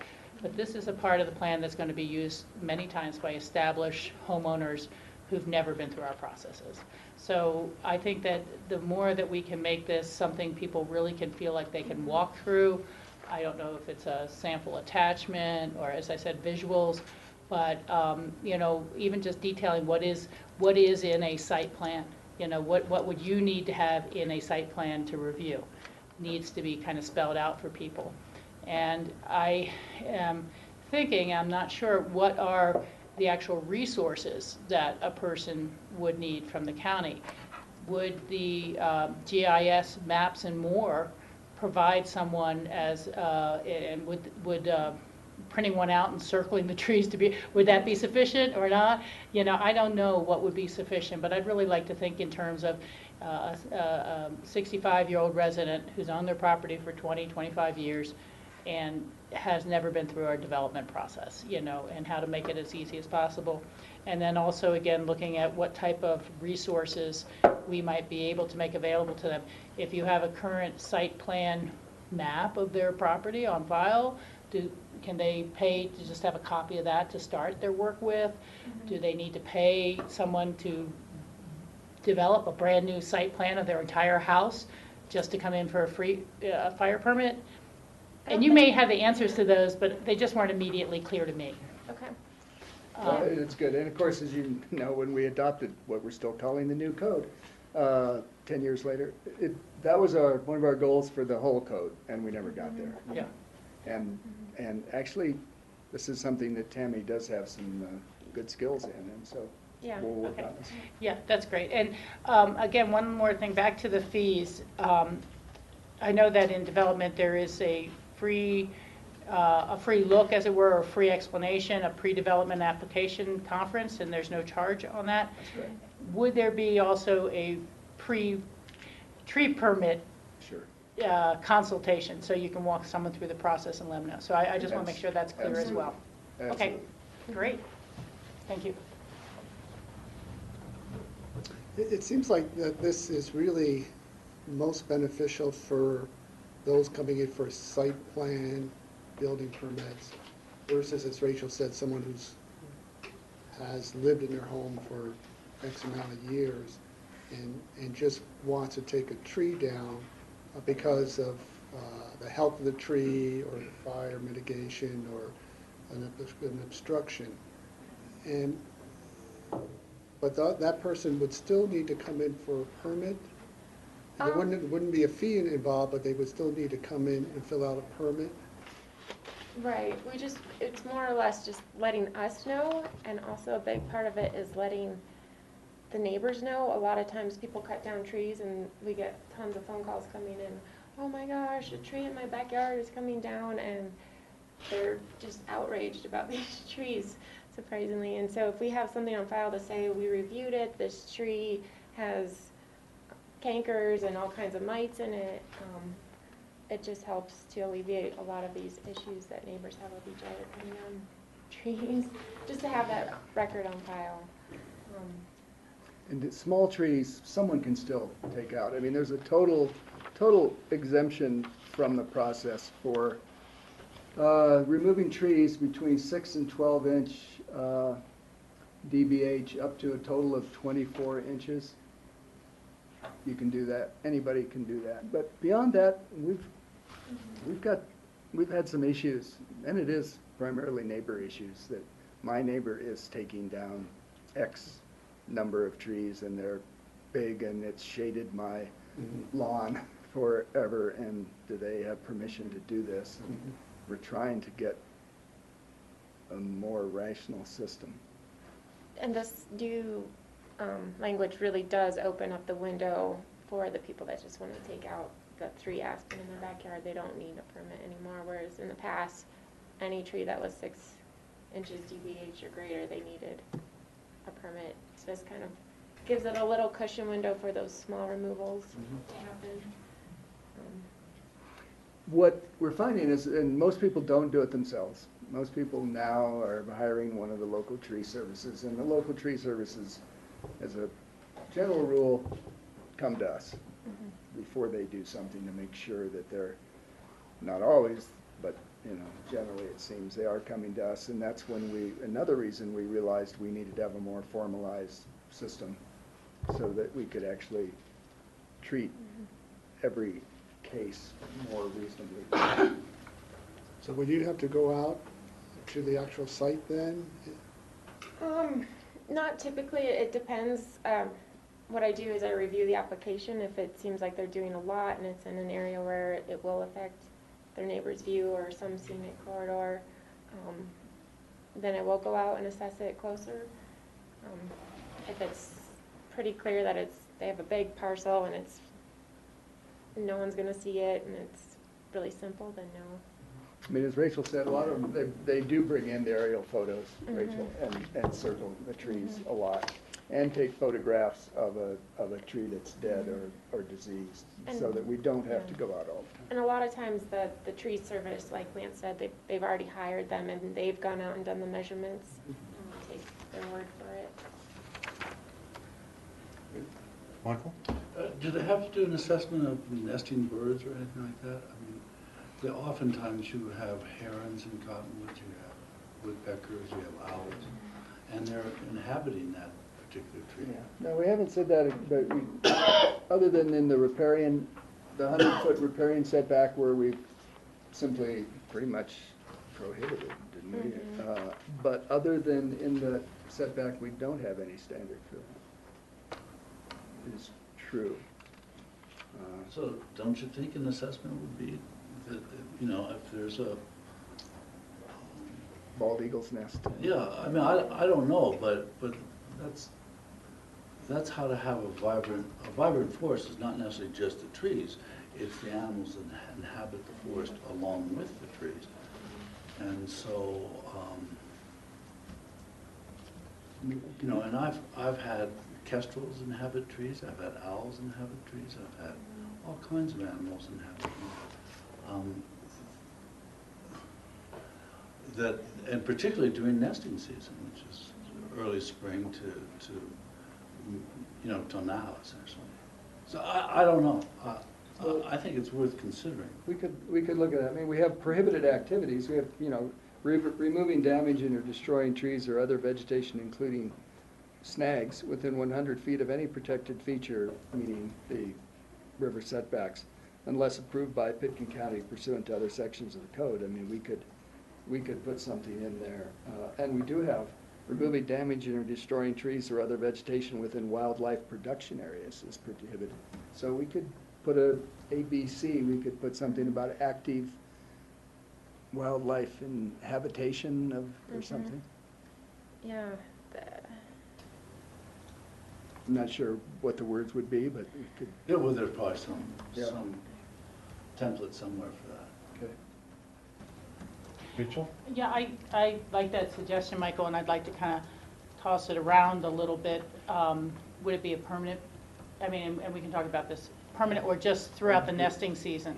That you can't remove it, it has to be removed in the fall or whatever along those lines. I just have to, I'll let you guys think about it, talk to our attorney about it as well. Well, we'll find some wildlife person. And would it be a difference if that tree is within the activity envelope or outside the activity envelope? I don't know. I'm just kind of noodling through it myself. But it did remind me of 2 other small items, both of their questions. One is that I think we should plan on contacting and seeing if we can have a training seminar with the tree and arbor landscaping companies that may be doing the removals, so that they know, am I doing permitted work? Am I not doing permitted work? Is there a fine on those companies for doing unpermitted work? Whose responsibility is it to get the permit? The tree person says, oh, I thought the homeowner got it, and the homeowner says, well, I thought the tree company got it. So we should have some sort of clear path on that. And then again, training similar to, there's been trainings done with people restoring historic preservation and saying, hey, I'm now certified. I have been through the 2-hour class or whatever. The other is, back to the question George asked, the cumulative 24-inch caliper at breast height, is that a one-time exemption? Is it every 3 years you can take that many more out? Is it every 5 years? It's every 12 months. Every 12 months. What is the effect of that? I mean, is that reasonable, or should it be, I've wondered about that before, because over the course of 10 years, you could kind of clear cut your property. Yeah. The 12-month is what's currently in our code. Yeah. And so we just use that. Well, I just think it deserves a little review. Or maybe it's every 12 month up to, in a 3-year stretch. I don't know what's right or wrong to that. I know aspen suckers can come up pretty fast, and there can be issues. But I think that's worth, while we're fixing the code, establishing, is that the right number, and every year for perpetuity, is that the right plan as well. And all of that comes back to the comment you made, Lance, that you hear most of these from neighbors who are concerned. Was it a legit activity? Was it not a legit activity? And I think that it would be important, as we discuss it on second reading, for you to tell us how will you be able to tell if there was a violation of the tree code. They went in, they removed these trees, a neighbor has now complained. Is it then become zoning officer reviews it and goes out to see? Do you look for tree stumps? Is it old visuals? How do you know if the neighbor making the complaint that you're not upholding your own tree ordinance versus you're being out there saying, well, we really don't have enough to determine if they violated our tree ordinance? And so the question in broad terms is, how do we know it's enforceable and will withstand challenge? And again, that's sort of the same in the existing code. And we actually had exactly that complaint in Mountain Valley, where someone came in and cleared the lot before they had done any land use approval and had no envelope, and we actually went out and measured stumps. We actually did. We went out to tape measure and saw how many trees had been taken down and what size they were, and that's what we have done in the past. So again, maybe it's worth just including an enforcement provision there to explain how does enforcement occur. Whether it's neighborhood complaints, whether it's, I just don't know. And I, as I said in my very first comments, I want to make it as easy to use, almost like a manual, as possible for folks.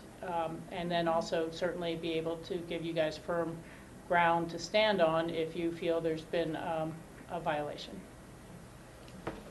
Michael? That brings up the question, at the airport they've done some tree trimming, right? They haven't removed any trees or along Owl Creek, I guess. They've essentially crew cutted cottonwoods. And that happens frequently with cottonwoods. They get long and gangly, and those upper branches can pose a threat. And so people come in and cut them. So is that, and those branches that they cut are larger than the trees that you're talking about removing. So how is that covered in the provisions? Well, we do say the tree removal on the page 8, applicability. The tree removal permit is required for removing, damaging, or destroying trees 6 inches diameter breast height. And maybe we could add something in there about changing the character of the trees through trimming. Yeah, I mean, I've had neighbors just go through and trim, remove, pruning, cutting. And the airport's done a really significant amount of trimming of their cottonwoods. Yeah, and there's So, Yeah. and that the neighbor's gonna say, hey, you know, they didn't cut it down, but they Right. completely altered the character of the tree. Yeah. It's now, you know, 20 feet shorter and has much less vegetation on it. And that would be something we could put in that paragraph, and I don't have a word right now other than changing the character, which is always something we argue, but I don't know what else to say. We could think about that. John loves that character, when we have that in the land use code. Yeah, well, I mean, you know, so if a cottonwood's 50 feet tall and you Suddenly- remove 25 feet of it, you've changed the nature of that cottonwood, but you haven't taken it down. Right. Okay. Good point. Yeah, and it's such a meaty topic here. But the other aspect is, you know, to be clearer, to be able to say there is, got to be an exemption for life, you know, health, safety, Right. and general welfare, and that certainly is what the airport landing zones and federal authority have run under. I don't know if there's any assistance with a group like the National Arbor Day Foundation. I am a member because of Tree City USA and all the years, and so they regularly have manuals about how to properly prune. And so there are poor pruning practices, and they can lead to a really bad situation where maybe you do have to take the tree out. And I've seen any number of those. But I really don't know if it's considered a poor practice to take the tree down. It looks ugly for a while, but then it'll grow back in some form, but it never has that original growth factor. We've all seen the pine trees where people steal the top for a Christmas tree, and then they're just, you know, deformed trees for the rest of their existence. So again, I don't know if there might be some terminology or something in there that defines more proper pruning and trimming techniques that would say you just don't top trees off. I would guess the city of Aspen's been in this business so long that we could Talk to them a little look bee. at their stuff and get some good language for that. Okay. Good Thank you. point. I'm really glad you're taking a stab at it. This, we're gonna do some changes, and we're gonna, Tammy's gonna be working on visuals and things. This may not come back September 9th. We may take a little longer on this to get all of this together. I think that makes sense. Would it make sense to continue first reading then, if there's going to be significant changes Did you before it's already published? It's published for September 9th. Well, you can come back on the 9th. If it's We not come ready, back on just the 9th continue and it we'll that just day. continue it. Okay. Yeah, I was curious about that too. If we do substantial Yeah, changes, there's then a- does it have to go back to P and Z before it comes back to us? Yeah, I think it might have to if we do really some meaningful Or do we things have there to and stuff. first approve the changes and then send it back to P and Z? I think we can do it either way, can't we? I don't know. What the code requires is that the P and Z review what ultimately is adopted by the BOCC. So if they have reviewed it and discussed it and then came up with a recommendation for this particular thing, then it might not have to go back to the P and Z. If it involves a change that was not previously discussed or otherwise aired out with the P and Z, then it would go back. I have several questions. Are there any other questions from the board? Thank you, Steve. Okay, first of all is the difference between rural and urban areas, which would be on pages 6 and 7. So it's required landscaping in rural areas, That might be. required landscaping in urban areas. And then it makes me wonder, well, how about a subdivision like Little Elk Creek Village is in a rural area, but it's kind of an urban landscape in a rural area. So how do you classify something like that? This, we're making, this is no change to this section of the code. What we've done is showed you the entire 720-130 and the required landscaping in rural areas and required landscaping in urban areas is no change there, and that's just for our site plan review. But basically, that's urban growth boundary versus rural area. Okay, well, I thought that's what you probably meant, but then it made me wonder, you get in a subdivision that's outside the urban growth boundary, and if somebody starts cutting trees down or planting trees, it's gonna make the neighbors potentially really mad at them. The cutting down trees is same countywide. No different standard, rural or urban. These different standards are just related to when somebody comes in for a site plan review and we're looking at their overall landscape plan, and we did write different standards for rural versus urban, but the tree removal is gonna be, what you see is countywide. Okay, and then somewhere like Little Elk Creek Village, when that subdivision started, there were no trees there. It was ranch, it was pasture land, and now there's thousands of trees there, so it still applies if it was a tree that somebody planted and now it's big and huge and they want to cut it down. Yep. It still applies no matter how the tree got there. Correct. Okay. On page 8, that applicability paragraph is confusing to me. Like if you're a layperson coming in and reading that, like what in the heck is the aggregate thing? Does that mean you could cut down 4 6-inch trees and I think during a that's- 1-year period without having to? That's where the visuals, I think, will be huge. Basically, it is hard to explain. So anything over 6 inches, you start adding up. So if you had 4 6-inch trees, then you would need to get a permit. If you had 12-inch. two Or 12 2 inch 12-inch. If you had 2 10-inch trees, then no, you wouldn't. It's that, giving it, like I said, that window where you don't need to come in every time you want to cut down. So every year you could cut down a You could. 24-inch tree and not have to, or no. a 23.5-inch. Well, we have the 12-inch max. So as soon as it hits 12 inches, then you need a permit as well. Any one 12-inch tree.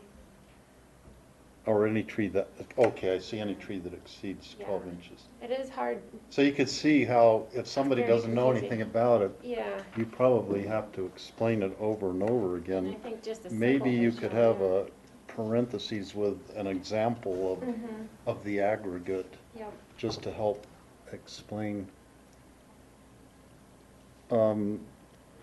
In the next paragraph, it talks about protected features, and you have to refer to another part of the code. Is a protected feature only a riparian area in a stream, or are there other things that are included under protected feature definition? Yeah, that's 72080 is our wetlands and riparian setbacks. So the protected features are the stream side setbacks and wetland setbacks.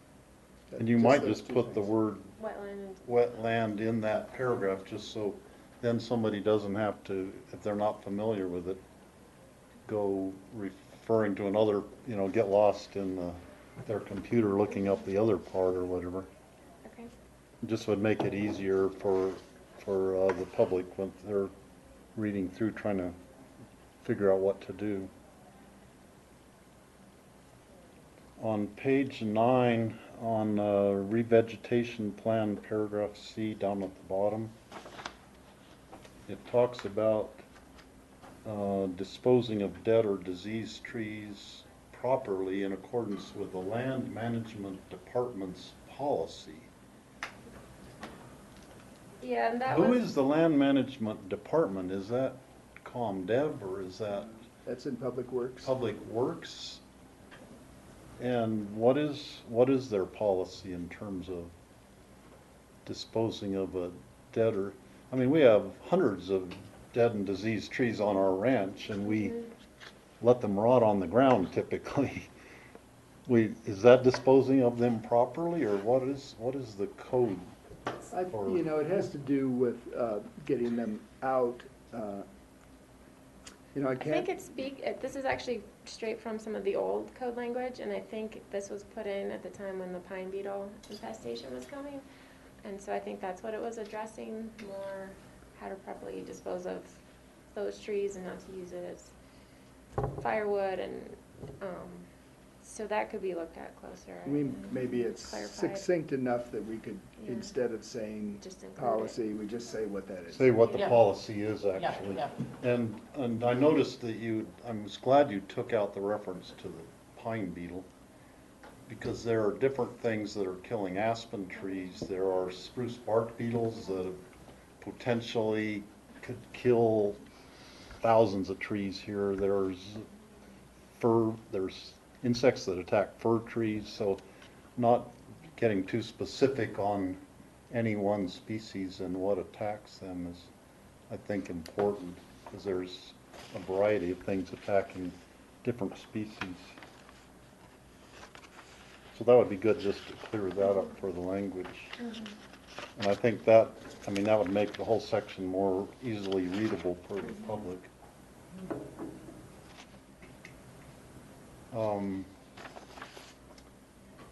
That's the things I had on my comments.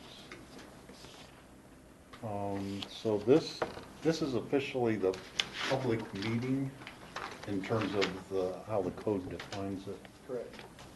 And next time we'll have, there's no public here unless Zach wants to comment on this. And it's advertised for September 9th, but on September 9th, we'll be Do a public very hearing. likely continuing it to another date certain, so we can take care of a second draft here.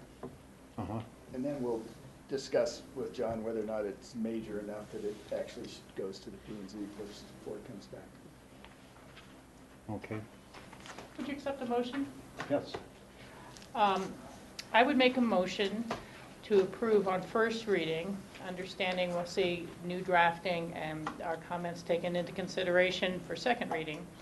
But I will move to approve on first reading the code amendment tree removal.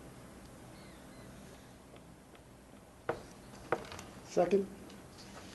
Okay, it's moved and seconded to approve on first reading with the upcoming changes understood. Any further discussion? All in favor, say aye.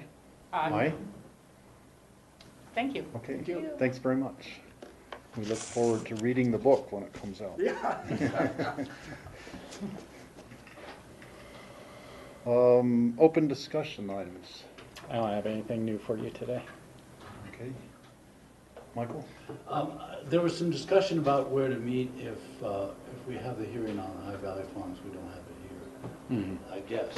And there was talk about meeting at the city council chambers. I would like to say I'd rather not meet there and find another venue. But I know, it's difficult, but also I don't think we need to have live TV. We can just have recorded TV and put it on air that evening. So that's my preference. I like, one of the good things about this room is that we're all in a tight circle here. We see each other. When you're in the alignment that the city hall has, you can't actually see each other. And subterranean, I can name a number of negatives, but even the Rio Grande, from my point of view, is a better meeting room than the Aspen City Hall. I would actually, for a shade tree, would be better than the City Hall. So I just wanted to be able to say that. That's kind of what I meant yesterday when I said this meeting room is much better for us because, just the shape of it, and we can communicate really easily. And that meeting room is much better for the public because it's a lot more seats and more comfortable, so. I have no problem being at City Hall, it's not the best meeting room in many ways, but certainly neither is this. And, it's really frustrating to not be able to see half the members of the public because of the posts behind the wall. And it's not fair, I believe, to ask the public to, crowd out the hallway and have to stand for lengthy meetings, sometimes waiting just for their item to come up. So I'm okay with it, and we're all going to be roughing it a little bit over this entire construction period for a new building. We'll be, doing our best, but. George? I don't have a problem with City Hall. Okay. I think, we're proposing the change for the benefit of the public because we anticipate there will be a lot of people, and we all know what it's like when this gets standing room only, it's, leaves a lot to be desired. Rachel? Yeah, I have a small open discussion item. Michael, did you have anything else? No. I think the board has heard me talk about it before, the transportation funding issues, and we do have a CCI potential administrative legislative item going forward. I just kind of want to give an update. I went to the Club 20 economic development meeting with the governor for Club 20 last week on Thursday, and it was a really good meeting. It was about 2 hours long, and different committee chairs of the Club 20 subcommittees gave their presentation, so I didn't have a speaking role. And you guys would have loved to see me sitting there quiet for just 2 hours. But the chair of the Transportation Committee, the report was given by Doug Aiden, who was formerly our Transportation Commissioner and who has now retired. And Club 20 during their summer meetings, which I was not at for the transportation one, did pass a resolution supporting a 10-cent a gallon increase in sales tax and supporting future trans bonding, transportation revenue anticipation note, bonding if there was a new dedicated funding source, so that paying for that bond would not cut back into maintenance on the West Slope or maintenance across the state. And in the course of making that presentation, the governor's response was, well, you know, that's a pretty heavy lift, and that it's been hard to get people to want to pay for their own roads or to pass gasoline taxes. And he pointed out that when they were able to pass faster on the Front Range, they had 29 mayors united and a very vigorous campaign, and they still ended up with like a 55-45 result, which is fine, but it was vigorous. And he said, but I feel that if you had all 20 of these counties united to say it's time to go for something like that, I'm going to take that seriously. And then he turned to the two state legislators who were in the room, Yulin Willett, I have that correct, bad pronunciation, and J. Paul Brown out of the Durango-La Plata area. And he said, well, you guys, what do you think, And you're conservative legislators and representing conservative districts. And J. Paul Brown had said that he kind of felt he'd looked at it up and down and from all which ways, and we want to fix this problem, we got to pay for it. And he would support something like that. The governor just said, whoa, well, from your lips to God's ears, because, this is what we're kind of waiting to hear.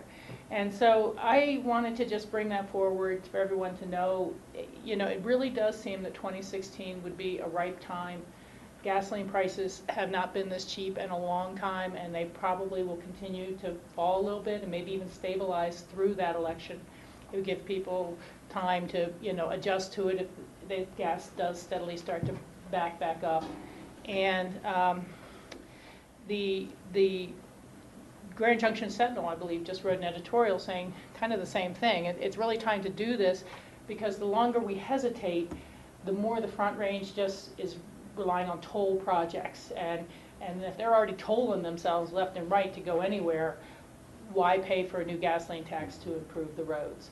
So I just, as you are a representative with the state TPR, and as we continue to talk about this, I just kind of wanted to give that feedback that it was, you have a lot of people coming around to it, and you also have both the failure of the federal government to pass a transportation bill, but our surrounding states and other red states, very red states, have either legislatively or by public vote been increasing their gasoline tax.